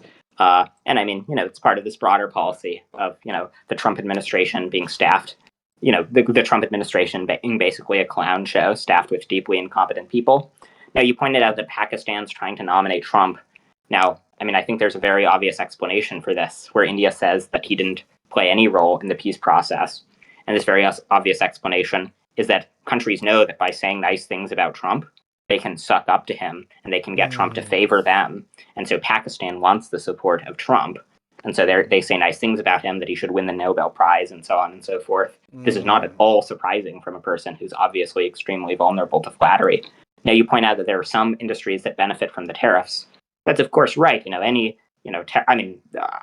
don't think it's clear if the ag industry will benefit overall, especially, in response to the retaliatory tariffs and so on. Sure, there will be some tariffs, some industries that will benefit, but overall, people will be poorer, Americans will be worse off, and consumers will be hurt, spending thousands of extra dollars as a result of tariffs majorly boosting costs. Now, the last thing I'll say is that, interestingly, if you have the view that Gibbs has, which is that basically the only thing America foreign policy should serve is American interests. Well, you shouldn't care that much about, stopping conflict in the Congo and with Rwanda and so on. This doesn't affect American interests that much. If people are dying, who cares? It's not our problem. Which seems to be Gibbs' position. No, that's not my position. I think it matters what happens in other countries. But if you think that we should just not care at all when millions of extra children die as a result of foreign aid cuts, then I don't know why What you're did going to we be up get in arms about the Rwanda-Congo stuff. I mean, also the stuff about Rwanda-Congo. There was already cooperation in the months preceding. The main militia group hasn't, as I already mentioned, the main militia group is continuing to fight. Violence hasn't. There's been some there's been a negotiation. It's not clear exactly how long it will hold, and it's not at all clear what Trump did. I mean, what do you think Trump did that was so revolutionary? Well, I don't know. I mean, clearly you don't know as much about the conflict as you think you know, but do, because part of the reason why we got involved is because it does affect Americans. Because the Congo, specifically the areas that Rwanda and the militias that are supported by Rwanda have moved into, are full of, hey, here's the cool word, rare earth minerals, right? Guess what? And now we have contracts with both the Congo and Rwanda and local groups to have U.S. companies go in there and mine these minerals, providing local jobs, which, hey, that provides stability. Hey, that's another metric. So by your own metric, Trump is a good president because he's providing jobs to the region. He's providing safety and security to those people dying. So guess what? Hold on. You're welcome. You're welcome. Trump is telling you you're welcome right now because he did exactly what you wanted through economic and aggressive means via coming in there and saying, here's my big dick. Y'all are going to suck it. And guess what? Now they're going to sit in here and they have made advantageous deals with the U.S. They've forced Russia out of the region. We are now building mines there, providing economic benefits directly to Americans while providing local benefits to both of them. How is that a bad thing? Well, so what do you think Trump did to get the peace deal? I hope he whipped his dick out in front of them, both of them, and said, "Do this, or I'm slapping you." That's what I hope he did. Okay, what do you think he did do? Probably the metaphorical version of that said, either you play ball, or we're going to turn Rwanda loose on you. Wait, he got Rwanda to agree to a deal by threatening to have Rwanda attack Congo? Probably. I mean, maybe. Who knows? I hope so. That seems like they're a U.S. ally. So he ended a war between Rwanda and Congo by threatening to start a war between Rwanda. This does not make very much sense. Well, no, it's because they have the militia doing it. If you understand the African politics, clearly you don't. They clearly have been using militias with plausible deniability that they funded and supported in the first Great African War, and then they followed through doing that with the Second Great African War, the primary militia you keep talking about. However, there's about 43 different militias in that region. Hold on, there's about 43. There's about 43 different militias in that general region that have varying alliances with different governments, either the DRC, Rwanda, or their neighboring countries to the north and south of Rwanda. And guess what? I could easily see him going, hey, instead of y'all having to play plausible deniability, we're going to give you full-on U.S. aid and military aid specifically, or we're just going to say, guess what? Y'all can do it. And the Congo goes, oh, shit, our biggest military backer, Russia, has had to pull up out of Syria. They can't send their boats here because they don't even have a boat base in Syria anymore. I mean, yeah, we do have lots of evidence because it happened immediately after Syria fell. We know that happened. We know that Rwanda what happened after Syria fell? This deal, after Syria fell and the Russians got kicked out, within 6 months, we started working on a U.S. deal. There were reports coming, and guess what? Just recently, the deal went through. So we have a direct timeline that these are all affected, and Russia, we know, is the Congo's primary military backer. So guess what? With Russia getting weaker and pulling out, you're not going to be able to say, do you have any evidence of what I'm saying is not true? Because everything we're saying makes sense if you look at the world working thing. Speculative scenario. It's not speculative. We know these things happen. Like making specific claims to cut off military aid and stuff. Well, I don't know. You asked me what I thought he did. I said I could easily see this based on how he's negotiated with other countries, saying, well, hold on. We do have evidence of that. We have evidence in other countries where he's done this. Listen, lack of evidence, it doesn't mean, absence or whatever the fucking expression is. The fact is, yeah, you know what I'm saying. But absence of evidence. Yeah, thank you. Not evidence of absence. Yeah, there you go. Evidence. Yeah, but that was going to be bothering me. I know. Yeah, you know what I was trying to say. But the point is, we do have evidence. That's how he's conducted other trade deals and other negotiations. We know specifically that Russia no longer has access to that region via Syria. which is a major issue for them. We know they've had to pull back support from Iran because they can't get the stuff there. We know these things, and it's not a hard leap to go. When you're the Congo's primary military backer, and that we and the EU are the primary backers of Rwanda. They go, hey, when we've threatened to give all these other countries full aid militarily to do whatever the fuck they want or back down, guess what? It's not a hard leap. So I'm guessing that's what he did. That's not 100% sure. So when you ask me a speculative question and I give you a speculative answer, like at least have a little good faith whenever I'm sitting here using other examples where we know he's done that. I mean, wars end sometime. I don't think there's any good reason to think that Trump was responsible for this when there was already. I mean, at this point, I'm repeating myself. There was already cooperation. It doesn't. One of the main militias hasn't even wound down the conflict. Violence has continued to go on. But anyways, I guess. Wait. So sorry. So is your position that the only reason this is? Do you think that at least one of the reasons why it was good for the war to end is because it resulted in fewer Rwandans and other people in the region dying? It's not a reason I care about. I care about the mineral resources coming to America. Okay, you don't think it's at all a point in its favor that it doesn't hurt. It doesn't hurt, especially when we're talking to people on the left like yourself. We like to do ethical, moral calculus. And guess what? When I'm sitting here seeing this, like to do ethical calculus. Yeah, it's ethical calculus. Y'all are okay with millions of Hispanic Americans in slavery to big ag, but y'all are like, hey, at least they're here. That's moral calculus right there. So I don't think millions of Hispanic kids are kept slaves by big agriculture. Oh, really? What was happening in that bot farm recently? What about all the stuff Monsanto was doing before they just got bought? We know these things are happening. Do you just not know what's happening in the ag industry?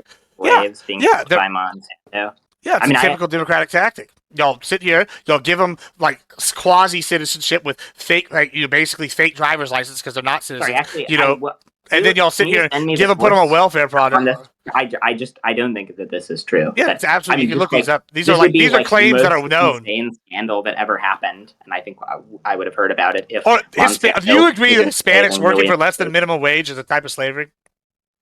No. Okay, good. Then you agree that then when they're getting paid, what you pay ag workers? Do you know you can pay ag workers less than minimum wage? Wait, I was saying I don't think it's good when people are paid below minimum wage. But why are you able to? Do you know why you're able to pay ag workers less than minimum wage? Well, a lot of the reason is because they're here illegally, and so they can't really negotiate. Because you can pay legal ag workers less than minimum wage too. Do you know why? I don't. Because you can provide things like their housing, you can provide their food, you can provide all these things, and you can put it on your land, and this is a way you can get out of having to pay the minimum wage. However, Monsanto and all these other companies wouldn't do that, and they would pay them under the table, pay them cash, and then whenever they got busted for it regularly, because we do know, you can just look up any corporate ag farm getting busted, they would just pay the fine, these people would get deported, and they would hire the next people to pay under the table minimum wage. That is slavery. Do you disagree? I'd have to look at the details of the case. That doesn't sound good. Now, I think that cracking down on illegal immigration, I don't think that that's a productive way of addressing it. Especially because by making it so that ICE is just deporting anyone who files a complaint. That makes it so that people are much less willing to file complaints. People who are here illegally now live in much greater fear of being deported because ICE has ramped up enforcement even against people who have been here for decades. Well, let's just keep looking at the ag example, right? So let's just say, hypothetically, the ICE comes into a major farm, rounds up all the people there, and they get kicked out. Now, guess what's going to happen to that major farm because they know ICE is enforcing now? They can't hire the replacements. Now, for big farms, they have to either pay legal immigrants more or legal citizens more, or they're going to go out of business. You would agree that's the next logical step, I would assume, right? If they can't afford it. Just housekeeping thing for you guys. So, and if you guys are okay with this, at least, so a lot of people have questions for both of you that want to call in. So I'm thinking the last 30 minutes can be callers where people call in and give questions to each, and we'll pull them in one at a time. Is that acceptable? That's fine with me. Yeah, that's fine. Sounds good. Okay, just making sure. You can say no. But just let me finish this real quick with the ag thing. Yeah, no, finish your. What I'm saying is, that will happen in 15 minutes. So we're wrapping up. We will each get closings, and I want to leave at least a good chunk of time ready for closing, so you both have plenty of time to operate. Finish your point, Gibbs. Yeah, please. so with the ag specifically, right? Whenever I see like corporate ranches and corporate ag things, hey, guess what? Now, mom and pop people, for the first time since really the corn subsidies came down, are able to compete with big ag, right? And this is wonderful for a lot of us because guess what? Now they don't have the advantage of being able to pay these illegal aliens to work in the field while we've all been having to play by one set of rules because I can't afford to keep paying a fine for having a legal alien working on me on my field. Instead, what I have to do is I hire legal immigrants or I hire legal citizens, and then a lot of times I'll try to help these people get citizenship the right way, right? And we'll sponsor their families coming in. These are good things that mom and pop ranches, mom and pop ags do.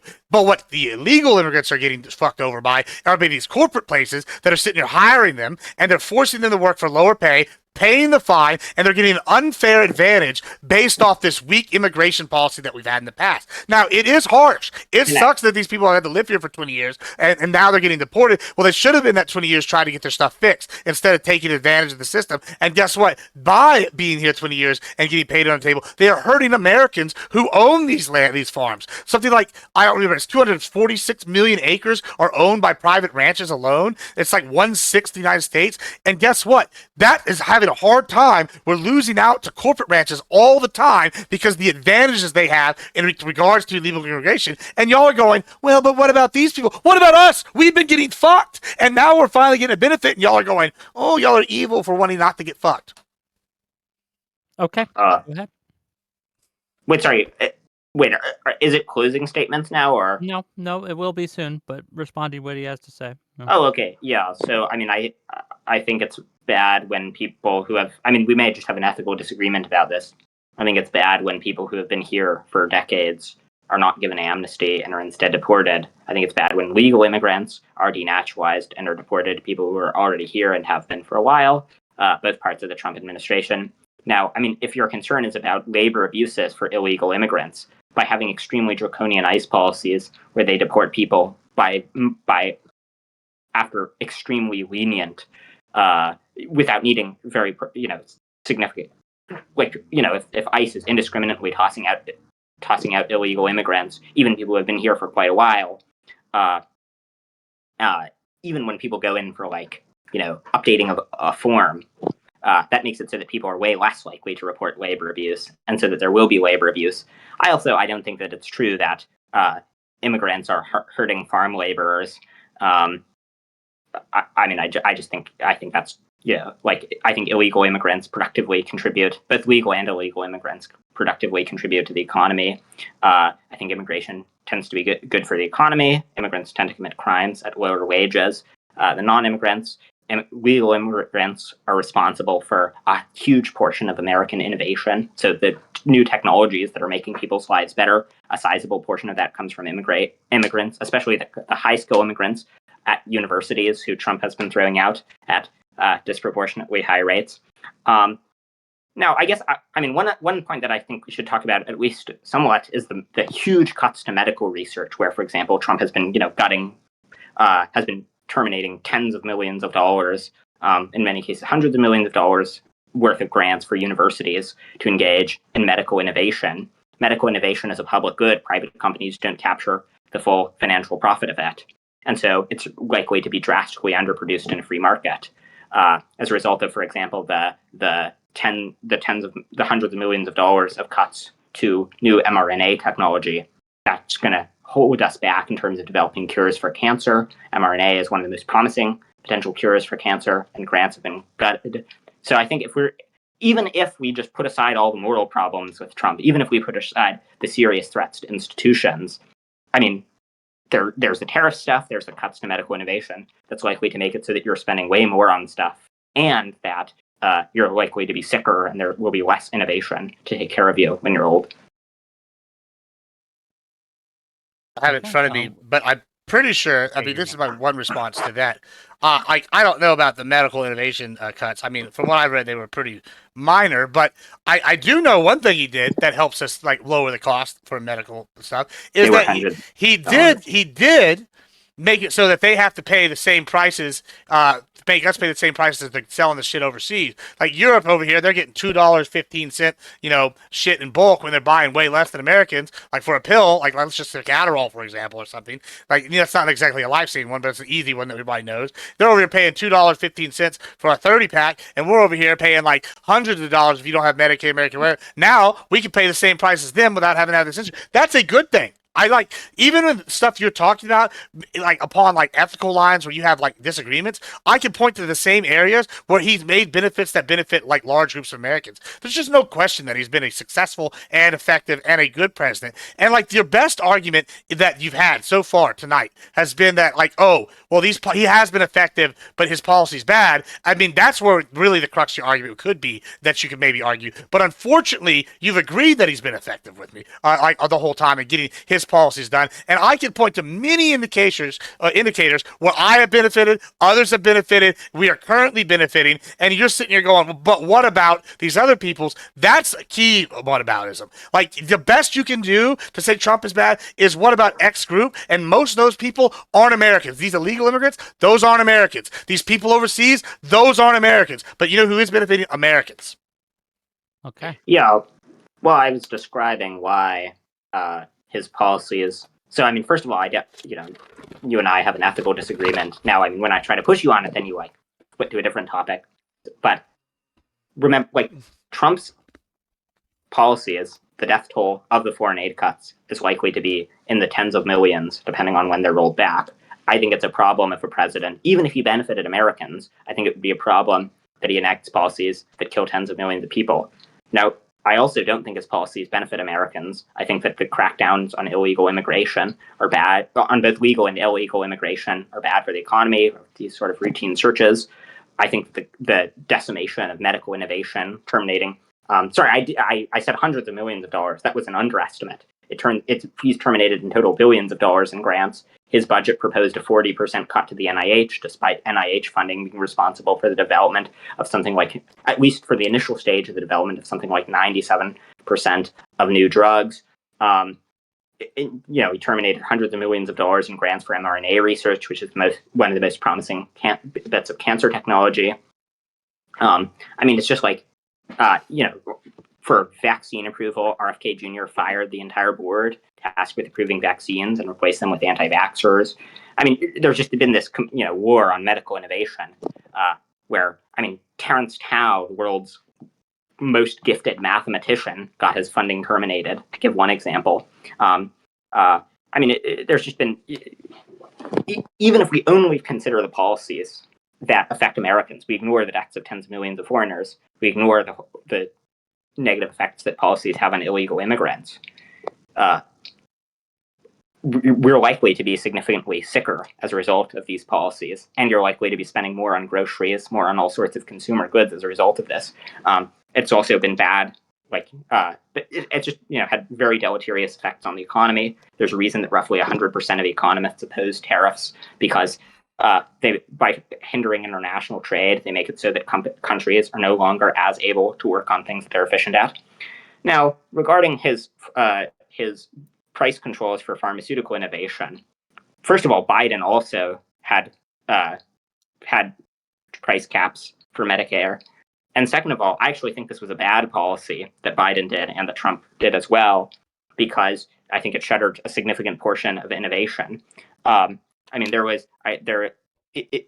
If companies make less profit when they develop new drugs, this drastically decreases their incentive to develop new drugs. The Rand Corporation did an estimate of the effects of pharmaceutical price controls, and they guessed that people would live about a year less long on average by 2050 as a result of pharmaceutical price controls, because they would make people so much sicker, and people would be spending more on healthcare because they would be vastly sicker. So no, I don't think this was a good policy. Okay. With that, we're going to go into closing statements, and then we're going to get some callers in here, and I'm going to read a couple super chats. I am going to let Admiral Gibbs, you're going to have closing, and then we're going to let Matthew here have the last word. So go ahead, Admiral first, and then Matthew, last word. Yeah, and I'm putting also, just real quick, putting a poll in the YouTube chat. Who do you think won? Just answer the poll. Yeah, so Martin Skelly, like that's basically what he just advocated for. I guess we're gonna start cranking up prices on AIDS, medications, and that'll be okay. It helps innovation. I mean, what a crock of bullshit. I just the whole time we've been sitting here, we've been hearing like, oh, these policy bad, this policy bad, and I can point to tangible results where it's been good. For the first time in a long time, we had a huge surplus. In June, probably I think it was since like. I don't know. I don't remember which Biden year it has, but I think it's been 2 years since we've had one of those. And then it looks like we're seeing a trend up. We're going to have another surplus. This one, all thanks to tariffs. We're seeing industries here benefiting from the tariffs. All the things that I voted for are being accomplished. It's really that simple. If I wanted it done and it gets done by the president and I see a benefit, that's a good thing. We can argue about this sort of ethical calculus overseas, but fuck all that. I don't give a shit about little Timmy in Africa. I don't care about like Mufasa hanging out on Pride Rock. They can all go to the Shadowlands for all I give a fuck. Like I tell you what I do care about. I care about Americans. I'm seeing tangible results. There's a reason why people right now in DC, locals, when you talk to locals, are overwhelmingly in favor of what he's done in DC. They're sitting here talking about all these things. We didn't even talk about a lot of these things because we got hung up on something that wasn't relevant for 30 minutes talking about January 6th. And that's all the left has, is they can only sit here and point these things about January 6th. It's amazing January 6th is coming back up as a topic after Jillian Maxwell said that Trump didn't have anything to do with any massages, didn't see nothing. It's crazy how this has come back around. It's every time they got one thing, they'd hold on to it and scream and scream. And here's what, millions of people voted for Trump. He got elected in a landslide, one of the biggest landslides in American history. He's got a mandate, and it looks like now Dems are not going to maybe even win the midterms. We're looking at CNN reporting 2.6 million people are joined the Republican Party, 2.4 have left, or maybe I'm like a couple points off, on left Dems, and we're seeing redistricting happening in a fair way that's competing with the Dems. In Texas, the federal judge said we had to redistrict, and now we're redistricting. California saying they're redistricting, and they're getting rid of their impartial people. That's not the same. And guess what? Let them do it. I hope they do redistrict in California, because they've already redistricted all their states, and now we're doing everything Trump's doing is fantastic. Big fan. Keep it up, Trump. You're winning. Okay, thank you for being here. Matthew, give us your closing statement. I mean, so I think on just every point, it's pretty clear that Trump has not been a good president. We talked about the foreign aid cuts. Now, I mean, Gibbs' position, at first he said that he thought that foreign aid was wasteful, but when he couldn't defend that, he just said, well, he doesn't care about it. Now, the problem is, if you have the view that just we shouldn't care at all about policies leading to the deaths of tens of millions of people in other countries, and that's not like a hyperbolic statement. I'm not, this is not like me making it up. Like, if you look at the estimates that have been done on this, the studies that have been done on the subject, and the conglomeration of different studies, that tends to be the low end estimate. So the lowest end estimate was that total foreign aid cuts would cost 25 million lives over the course of 15 years. The others were higher, and the one that was most reliable guessed about 3 million a year. Now, I think it's bad when people die, and I think if the U.S. government can prevent tens of millions of deaths at a cost of well below 1% of the budget, we should do that. I think Gibbs' logic would imply that it wouldn't be worth, say, preventing 1% of the budget to prevent the Holocaust. Now, I pointed this out, then he would sort of move to a different point. But I think if your ethical calculus tells you that it wouldn't be worth spending 1% of the budget to save tens of millions of people, I think that's a serious problem with your ethical calculus. So there's that, which I think he's done that's quite bad. There's the fact that he attempted a coup. When I brought up the evidence that he attempted a coup, Gibbs just tried to change the subject and talk about what Obama had done. He was also wrong about all of the facts there. Obama did not attempt a coup. The Gabbard files are bogus. So, that isn't right either. Trump attempted to have fake electors declare him president. He then said it was off topic. But I think it's on topic when deciding if someone is a good president. It's on topic if they attempted a coup, if someone attempts to illegally take over the government. I think that's a serious problem. But then even if we only focus on the immediate effects of their policies in the very, very short term, I think Trump's been quite bad. I think the cuts to medical innovation, where he's terminated billions of dollars in contracts, including hundreds of millions of dollars in mRNA contracts, which are promising technology for developing cancer drugs and new vaccines and so on. Some of the most promising medical innovations are facing serious cuts. He's pulled out of the World Health Organization. And I think the tariffs are making people sicker. Gibbs said, we should look at the tangible effects. The tangible effects is that on the day that Trump announces tariffs, the stock market drops dramatically. On the day that tariffs are reversed, there's a huge upsurge in the stock market, and that study after study finds that tariffs are really bad for the economy. They create all sorts of distortionary pressures, which are the reason why basically 0% of economists support tariffs. I think he's been bad on immigration, as we talked about. I think he's been bad on just a whole range of issues. I mean, there's more to say, but I guess I'll leave it at that because I've already talked for a while. Okay, well, thank you both for being here. We're going to read a super chat, and we got some people who want to put you to the question a little bit. Keep voting. We're going to keep the poll open for a little bit. I got one up on Twitch, and I got one up on YouTube. Gang, you guys, on the YouTube, we got like 60 of you watching, and like 15 of you have voted. You got to get more votes in. I don't know what you're doing. Click on that button. Let's read the super chat first and foremost. Money comes first. $20 from Alexander Rin to say, imagine countries trying to suck up to the most childish president in American history. There's not a single president in our history that are as vindicated when insulted and roll over as quickly when praised as Trump. Well, thank you for the money. Okay, we're going to take this one at a time. You're going to get about until I'm bored with you to question them, and then we're going to kick you out and get the next person. And we got 2 people in so far. So if you want a person, if you want to answer questions to these guys, jump backstage now. Discord link's on the top of my channel on the YouTube. It's pinned. And then I'll put the Discord link in Twitch. But let's bring on our first contestant. Hello. Hello? Hello. Okay, who are you and what do you do and Hi. what's your question? I'm Eucharist. I do important things. I have beef, okay? 2 things that bother me. One call out, I guess. Okay, first. I don't usually say this on panels because I don't credential thump. I am a professor in the social sciences, and the fun thing about being a professor in the social sciences is that I can nominate whoever I want for the Nobel Peace Prize. Okay, so if I nominate Wick for the Nobel Peace Prize, no offense, Wick, but it doesn't do anything to boost his resume. So it was just wild to me to hear Gibbs talk about Trump being nominated for the Nobel Peace Prize like it matters. The fact that some professor decided to publicize that he nominated him, freaking hilarious. I will nominate Wick now just to rub it in Gibbs' face. Second, it is also just insane. Good for Wick. That's to an me. accomplishment. Well, Big accomplishment. It is insane to me, by the way, that Gibbs tried to pretend in this conversation like past behavior does not matter for evaluating whether or not Trump is a good president.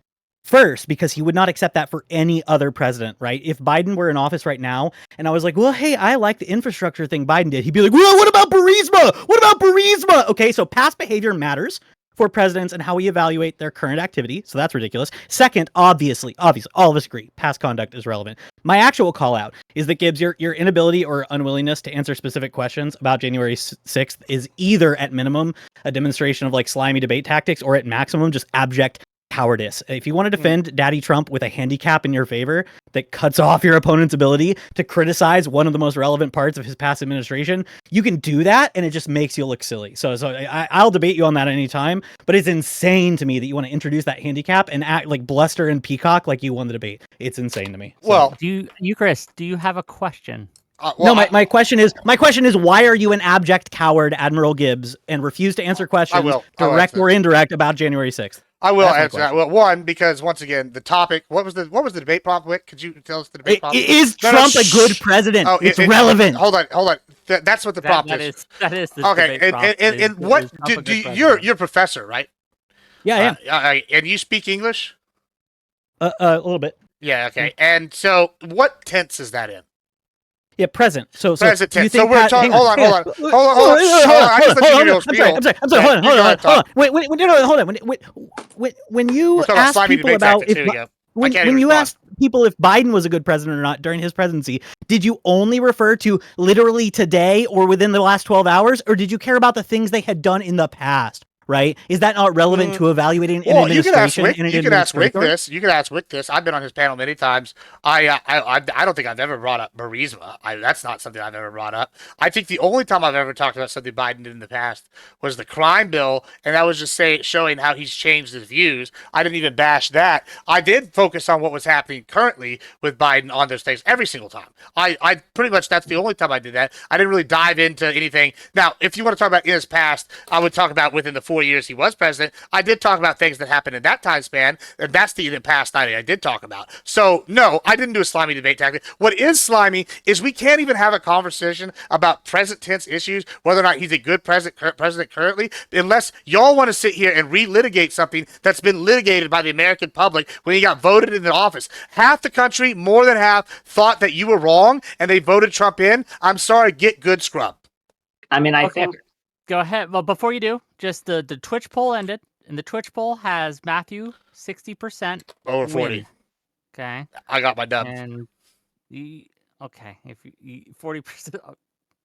I mean, if I'm you just want me to reporting hold the on, fact here. if Just I put up reporting a the fact poll of here. mine, 60% I'm gonna win that. poll. I mean, we're in the same chat. Sure. It's the polls for both. Yeah, but they have to go to another chat room and vote. It doesn't show up and No, vote. we have a shared chat. No, they can't vote in your poll in my room. I Okay, wouldn't. they not? Okay, Yeah, fair no, enough. they have to go to Fair your channel to vote. Yeah, But yeah. no, I don't need to. I'd take my win. Anything over Fair enough. 40%, Fair enough. 40%'s a win And for keep Papa. voting in the YouTube poll. Only See, 22 Skiztech voted. said he'd vote. He didn't vote. Go ahead, Bentham. Say what you needed to say. yeah, I mean, and I confess I sent in tens of millions of mail-in ballots to vote for Probably. me illegally on ballot harvesting. Use his and WIC stuff. points. Yeah. Okay. Maybe Gibbs is going to attempt a coup now. Try to get fake electors to declare him the winner of the poll. But yeah, I mean, wait, I'm now forgetting what the most. Oh, I mean, I think I just. So you said, the American people already litigated this. The American people were mostly not very aware of the facts because most people don't know that much about politics. And to be clear, most people are aware that something bad happened on January 6th. They're aware that the Capitol was stormed. But they're not aware that Trump sat around for hours doing nothing as the Capitol was stormed, only throwing fuel on the fire, kvetching about the allegedly terrible things that Pence had done, not having the courage to do what needed to be done as they stormed. And then there's also, but to be clear, when I wasn't primarily talking about what occurred on the day, January 6th, though that was very bad. The thing I was talking about was the fake electors plot. Now, was the fake electors plot. You haven't said the word fake electors. Every time I bring it up, you just say, oh, it's not relevant. We've now explained multiple times why it is relevant. Or you change the subject to talking about, to lying about Obama. I think if you're evaluating whether someone's a good president and they attempted to coup the government, that's a relevant piece of information. And no amount of lies about Obama, based on a bogus report from Tulsi Gabbard, will change that. Okay, Eucharist, thank you for calling in. Do you have any final quick thoughts? Quick sign off is that you would not have accepted that, the American people proved that he was a good president in regards to a Democratic, Biden was elected. You didn't, the first time at least, you didn't care about that. It's not proof positive that he's a good president. It's not proof positive for Trump. Okay, it's just ridiculous. Thank you for calling in, Eucharist. We'll see you later, buddy. To be clear, I didn't say getting elected made you a good president. That's not. I don't think I said that once. To be clear, just for the record. Okay. Hello, dear caller. Who are you? What do you do? And what's your question for the panel? Well, I'm me, and I do a great many things. I have two trains, two questions, one for each person. Two trains. Two trains of questions. Whatever. Oh baby. Double autistic, but go ahead. Yeah. Give us your questions. Okay, so the first one's gonna be to the guy in the upper right. Is that Matthew? I don't know who's where, but yeah, I assume. Okay. So the feeling I got from you is that it seems like you weigh whether someone is a good president or not based on their effect on the economy and long-term outcomes for the nation. Would that be accurate? I mean, I weigh a lot of things. I think I don't think that there's some concise formula of just look at only these few issues to decide whether someone's a good president. I think you have to look at their overall effect on the world. The economy is certainly one thing that's relevant. Well, you mentioned the price caps on medications and how it impacted long-term research. I think that was quite bad. Yeah. Okay, so... But that's not because I think that's the only thing that goes into whether a president's a good president. But I think if a president decimates pharmaceutical innovation, that's certainly a relevant consideration. Okay. All right, then your sense of that wasn't as strong as I thought it was at the time. Okay, well, never mind for you then. And just to be clear, for anyone interested, I encourage you to read a blog post by a fellow named Scott Alexander, really smart guy. I forget the name of the blog post, but just Google Scott Alexander pharmaceutical price controls. So after reviewing all the studies that had been done on the subject, he tried to do an estimate of the number of lost life years as a result of pharmaceutical price controls, and he estimated that it would cost about 1 billion life years, which would be more than were lost from Mao's Great Leap Forward. So it may very well edge out Mao as having done the worst thing ever, were there to be pharmaceutical price controls in the U.S. and Europe. So yeah, I think that's quite bad. Actually, in 2024, one of the best arguments for Trump, I thought, was that he would be less likely to do pharmaceutical price controls. But apparently, he's gone full socialist and started nationalizing industries and imposing tariffs, and Do you accept that as an answer to your question, sir? I don't know. Wait, sorry, I didn't. Sorry, you talk I about this didn't realize research. You that there talk was a about this. question. I was just kind of riffing. Sorry, Oh no, something? you were correct. I forgot he withdrew his question. He said, "I didn't Yeah. actually have a question for you." Fair Well, enough. yeah. Yeah. Never mind. Okay, that's fine. For Gibbs, I guess my question to you is: do you think that Donald Trump is a good person in any way, or is that irrelevant to you? Yeah, I think he is a good person. I think he cares a lot about things. Like, he spoke many times. He wants to end these wars because he's tired of people dying. I think he cares about human life quite a bit. I also think he sees things like, we're talking about Medicaid. That's something everybody wants to talk about him cutting, right? I actually think that Medicaid's kind of evil, right? Let me give you an example. I'm somebody people here on many of these panels kind of find, let's go with morally reprehensible on the left, right? I like to sit here and I say I like to smoke weed, I like to rail some cocaine, I like to fuck sluts. These are all things that are going to probably get me not as long of a life expectancy. You're telling me it's moral after I live my life making poor decisions for someone to put a gun to somebody else's head and say your tax dollars, instead of going and feeding your family after working 80 hours that week, are going to go and they're going to fund this guy's health care. That's evil. That's evil. And I sit here and I go, yeah, whenever he's doing these things and he's putting more money back in Americans' pockets to where they're going to be spending these things. Trump just was sitting here advocating policies like saying Texas is doing a good job getting rid of property tax after we just got rid of income tax because we've had a surplus for several years, right? He's saying, oh, I wish we could mimic that on the national level. I'm going to work with Abbott. I think that's a morally good thing. And when people sit here and go, oh, he's morally evil, yeah, maybe maybe y'all can sit here and like look at it through your lens, but I think it's all perspectives. Is he like, oh, the best husband ever? No, he clearly has got about 50,000 divorces and likes to fuck like prostitutes, I guess, or porn stars or whatever. But hey, I had no judgment for that. But like, I do like the fact that he's sitting here saying average Americans don't have to pay for all this baby back bullshit anymore, and I think that's a moral good. So like, yeah, I think he's morally good when it comes to like trying to end wars as well. Wait, sorry, just to be clear, when you said he was morally good because he cares about trying to prevent deaths in other countries from wars, isn't your position that it's morally bad to care about trying to avert the deaths of people in other countries that That's a not my president's position. sole focus I don't think should be averting just to be Americans' clear, because you've actually said this a couple problems? of times, though, I think you fundamentally don't understand my position, actually, right? And I will reiterate my position, right, is that first of all, I'm not an ANCAP. I'm not going to sit here and say taxes are theft, right? But that's not what I'm going to do. However, I want my taxes being spent on American benefits, right? Like, I want to see tangible benefits. I don't see that from USA, right? I see you're saying, oh, it's saving these people's lives. I don't see a return on investment here in America. Sorry, Hold on. When we're talking about these wars, I think that Trump wants these. Also, the question once again was whether or not I think Trump is a morally good person. And I gave by my metric, yeah, I think he is a morally good person for these reasons. However, if you're going to ask me, like, if I think, we should be over there saving these lives, no, I don't think we should be doing some of this shit. That's not one of the reasons I voted for him. However, I do think he was effective at accomplishing his foreign policy goals, which are two different metrics. And I think I've been very consistent on that the entire time I've been here. And if you've seen me on other shows, I've always been consistent with that. Okay. I mean, you say you think that foreign aid hasn't delivered tangible results. Like, do you know what PEPFAR is? I know that. No, I don't know what PEPFAR is off the top of my head, no.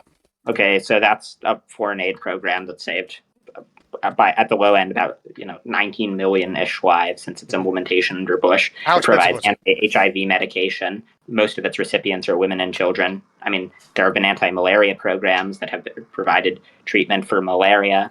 There have been programs that treat tuberculosis. Each of these save. Well, that tuberculosis What one, could we have done with $120 billion here, which is what we've estimated spent on PEPFAR since it started in 2003? What could we have done with $120 billion here? Do you think it's a lot of money? I mean, it's a lot of money. It is a lot of money, yeah. So we could have done a lot with it here. Well, Instead, we were just willy-nilly giving it over to countries that hate us, I don't and now think they have bigger I don't think Okay, populations well, that hate us more. you gotta let Matthew Well, answer. your but I don't hold think we on, could have I saved- do want you to I answer don't this think- because don't- we're giving I money don't to think- countries I that don't hate think- us, Yeah, and he's these trying to- people. he's trying to Well, answer I your know, but this question. is an important Yeah. part of this, right? Is we're giving money to these people that hate us, and these people are becoming extremists. So clearly, giving money to help them didn't cause that. Wait, sorry. Your theory is that PEPFAR makes people extremists? No, we're giving That money giving to people countries that medications so they don't die are of extremist like prone. Yeah.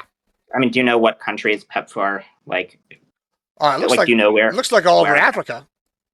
It's over 50 Yeah. countries is what I'm looking at. Yeah. Would you argue that Africa's not full of extremists, considering Boko Haram, ISIS, I mean, Lord's it has Christian various Army? extremists. Oh, And one of the things that do diminishes the countries that have those extremism is when- extremists have get this for aid? yeah, I think that diminishes So extremism. if they're all When- dying from AIDS, are they able to like raise up guns and kill us?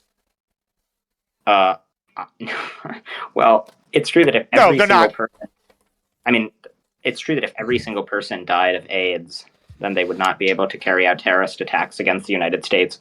I mean, I guess. Well, first of all, I think I'm against tens of millions of people dying, even if some of them are extremists. Hold on. It's not Also, as if PEPFAR us hasn't been large cut as far portion as of I it- know. Just let Matthew finish his answer. Well, he said it's been I mean, cut. like- It's not been cut. He's I not just Googled finished it. his answer. Yeah, but he's lying right now. It's Hold not on. been cut. Yeah, let him finish, and then you can respond.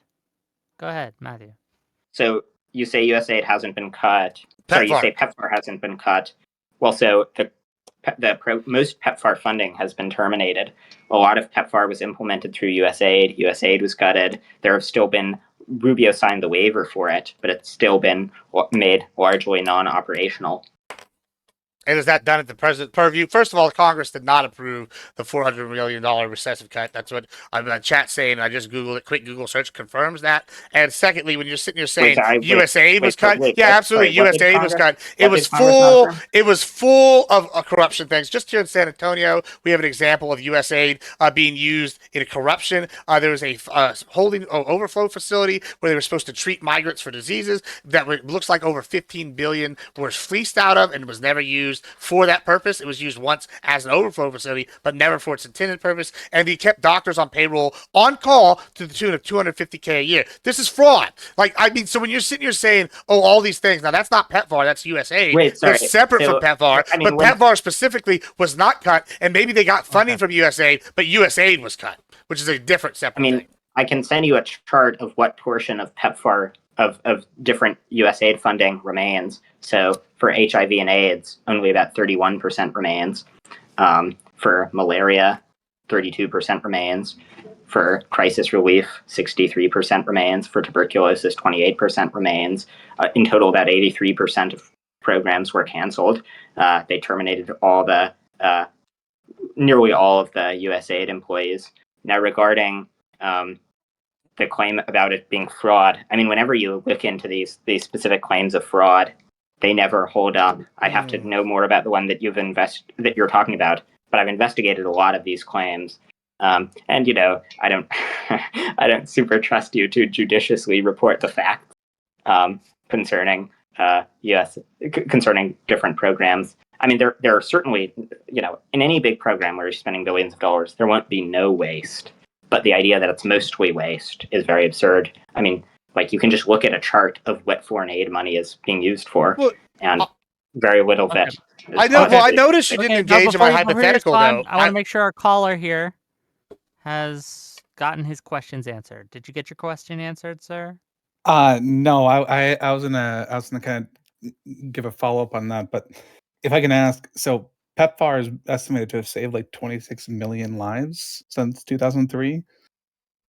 Is that Donald Trump caring about human life? Sorry, you're asking me? Or... No. Oh, Gibbs. okay, yeah. Sorry, yeah. I assumed. You said he was a compassionate man who cares about humans dying. So I was wondering, Yeah, from war. cutting something from that saved 26 war. million Yeah, he wants to people. stop me. But listen. I also think No, so it's AIDS doesn't If you count. die, he yeah, but only no. cares It's the about more. But hold on. himself. Neither one of y'all engaged in my hypothetical. Do you think that? So let's take you, Wick specifically. Wick's right here. I fucking am gonna die due to having tainted fucking cocaine. Do you think Wick should be forced to fund me for my poor decisions? If Wick Alone? should fund you, if No, you're yeah, gonna but yeah. die of Do you think he should cocaine. be like, yeah, alone? Should we put a gun to Wick's head and say your tax dollars are going to fund Gibbs's needed no surgery to fix him? I mean, He's already paying the tax would- dollars. It's just being allocated to you. Well, yeah. I mean, would you say that is immoral to like force Hold someone on. to pay? Are you pay for taking someone else's additional bad money decisions? from I don't think- him, I think. or are you sorry, wait, taking money he's already paying? No, this is the argument, right? This is real simple. We're going to dumb it down for all of us, right? Okay. The simple is there's three people. There's me, Wick, the government. We're the only citizens in America. We all pay taxes. Now, the government comes in and goes, we have to keep Gibbs alive because he's a citizen. We're going to take your tax dollars, your money, and you're going to pay for his stuff right now. Do you think that's a moral good? Sure. Why not? That's insanity. Okay. Oh, Okay. it's I alright. think we're Well, gonna circle a drain on this. Just Go to ahead, answer that very Matthew, briefly. I mean, I guess briefly, and then would we're depend. gonna wrap it up. Yeah, so it would depend on the details. Like, I mean, for example, I think if someone goes to the hospital for an overdose and they don't have any money, I think it's good that it's paid for. That they're not just left to die. What even about though hospitals that would shutting be down with because of that? tax money. Like hospitals shut down. We have evidence. I'll use San Antonio again. You can look this one up. This one's easy. They in a low income area, predominantly an area with illegal immigrants. They have to shut down due to people showing up and not paying. Right, and it's just now, 5 years later, a new company is coming in and building a new hospital. Like, do you agree? Whenever you have undue financial burdens on a system due to people not paying, and then you're expecting taxpayers or private citizens to pay, that's a net bad when hospitals are closing. Would you see that that's a different point? Now you're No, they're talking the exact about same point. no. Now you're talking about the strain that illegal immigrants place on the healthcare No, system. it's not just illegal aliens. It's people that are not paying. That's it's. I mentioned illegal aliens because it's in the area that's predominantly illegal alien, right? That's right. However, So- you also have so if people you're- that are in that same area that are citizens that aren't paying. Do you agree? In general, people going and getting health care and then not paying for said health care, and the hospital can be closed in a low income area is a bad thing. Yes or no? Yeah, I think that's a bad. Well, then thing. you agree that it's immoral.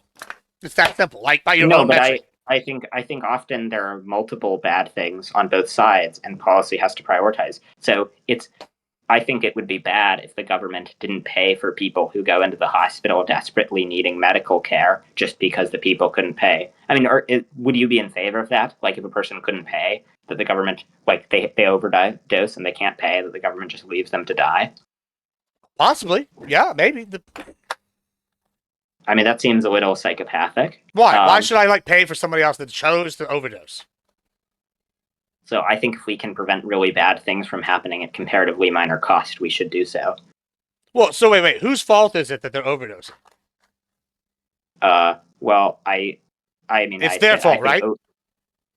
I think overdose is often a complex thing where it's like, there are going to be a lot of factors that lead to a person overdosing. I think it's a little simplistic to just say, if a person's overdosing. Let's just do the most simple scenario. If they buy the drugs, and then they do the drugs, and then they overdose, whose fault is that? Well, I think it'll depend on the details, but I grant certainly people their actions are in large part responsible for them overdosing. But my view is even if a person is I also support that. I think it's good that we have programs where, if a person jumps off the Golden Gate Bridge and they survive, where we try to rescue them, because even if a person is responsible for certain actions, if we can prevent them from dying, I think that's a good thing. If I choose to eat a hamburger every day and my cholesterol is 500, like somebody said in the chat, and I have a heart attack, whose fault is it that I had a heart attack due to my cholesterol being so high? I think it would largely be your fault. It would be my fault. And guess what? I'm advocating for people to take accountability and stop relying immorally on daddy government to come take our money and fund these people. That's bad. That is an immoral thing. Okay. Okay. I'm throwing a flag on the plate because I have to go. We are at the 2 hour mark. Okay. Close enough to it. And unfortunately, I got to walk my dog and all that stuff and take care of some things. But I do want to give each of you a chance to shout out your stuff. I got a link to both those people in my YouTube chat description. You can find them. You can click on a link and give them a follow or a subscribe or whatever it is. But I want to give them each a chance not to. We've already done closing statements, right? We don't have to rehash that, but just to tell people where they can find you if they want to find you and want more stuff. Oh, look at you! You got a 50 gift Woo! Skid gifted Tech! subs. Yeah. Oh, nice. Okay. Um, let's let Matthew have first, and then Admiral Gibbs have second, and then I'll kick you both out. I have a blog called Bentham's Bulldog and a YouTube channel called The Liberation Under Ideal Conditions. I think the blog is likely better than the YouTube channel. It's updated more regularly and so on. So I'd recommend checking that out. Check it out, gang. Can you send me a link to the YouTube channel and I can update the YouTube description to reflect that? Thank you. And then Gibbs. First, thank you so much, Skiztech. Number one, donate all are the best.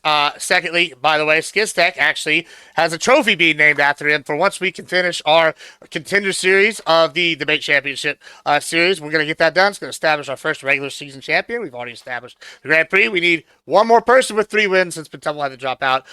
Finally, I don't have much coming up this week because I will be on the ranch. I think tomorrow we're going to be doing some IRL streams in San Antonio. But after that, I'm going to be on the ranch hunting probably some kind of predator that's killing my cattle. I don't know what it is, but it's going to die. And then finally, next week we got 3 debates planned already. We're going to be on Primes. We're going to be doing a one-on-one with Bones of something about immigration. And then Wednesday we're having Women's Wednesday come back. It's going to be exciting. Thanks so much for having me. Thanks to my opponent. He's been game. Been very good times. Very exciting stuff.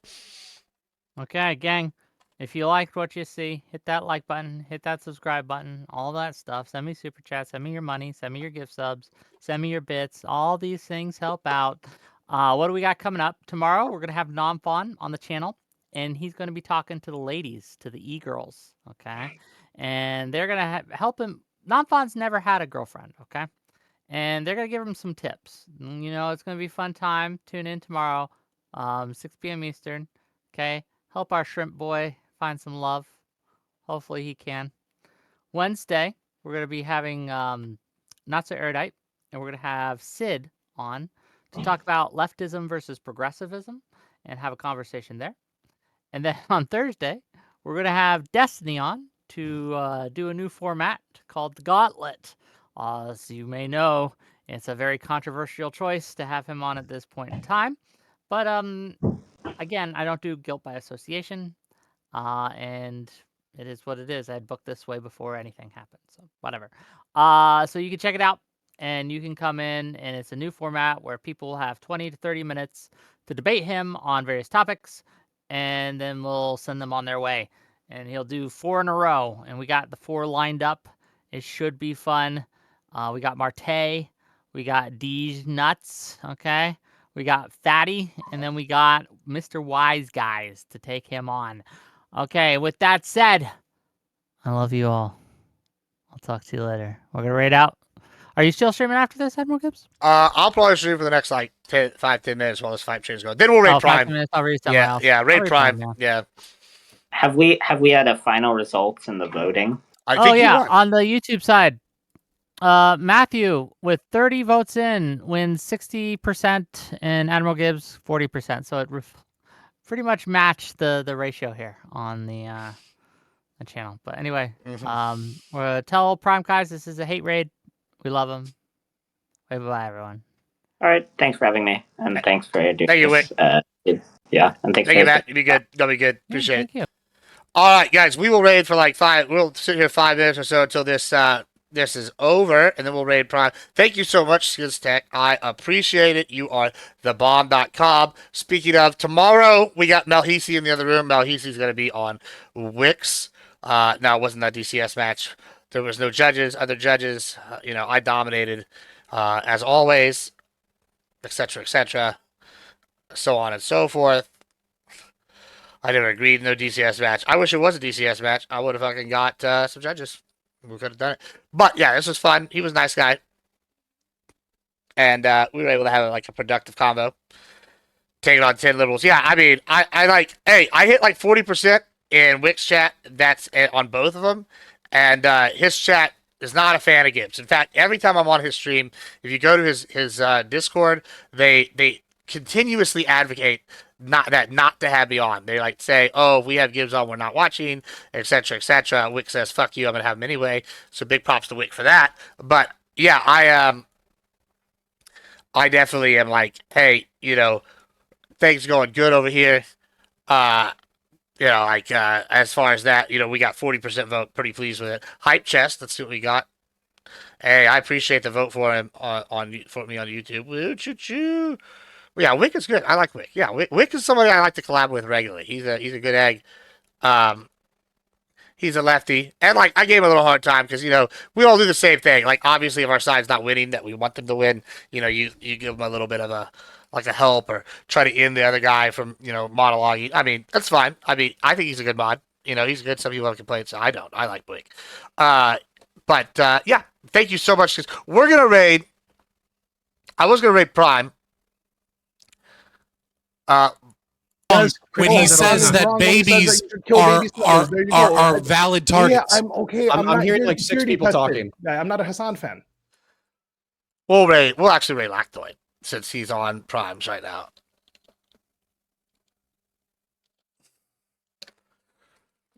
We gotta raid our conservative brethren.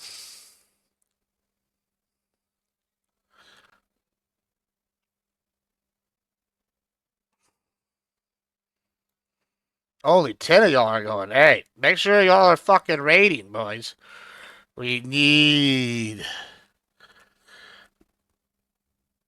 y'all to go. Need y'all to go. To raid now. All right. All right, guys. Thank you so much. We'll be on tomorrow, probably during the day with Mel. We'll probably go and do some cool food stuff with Mel and Destiny. It'll be fun stuff. All right, guys. Y'all be good.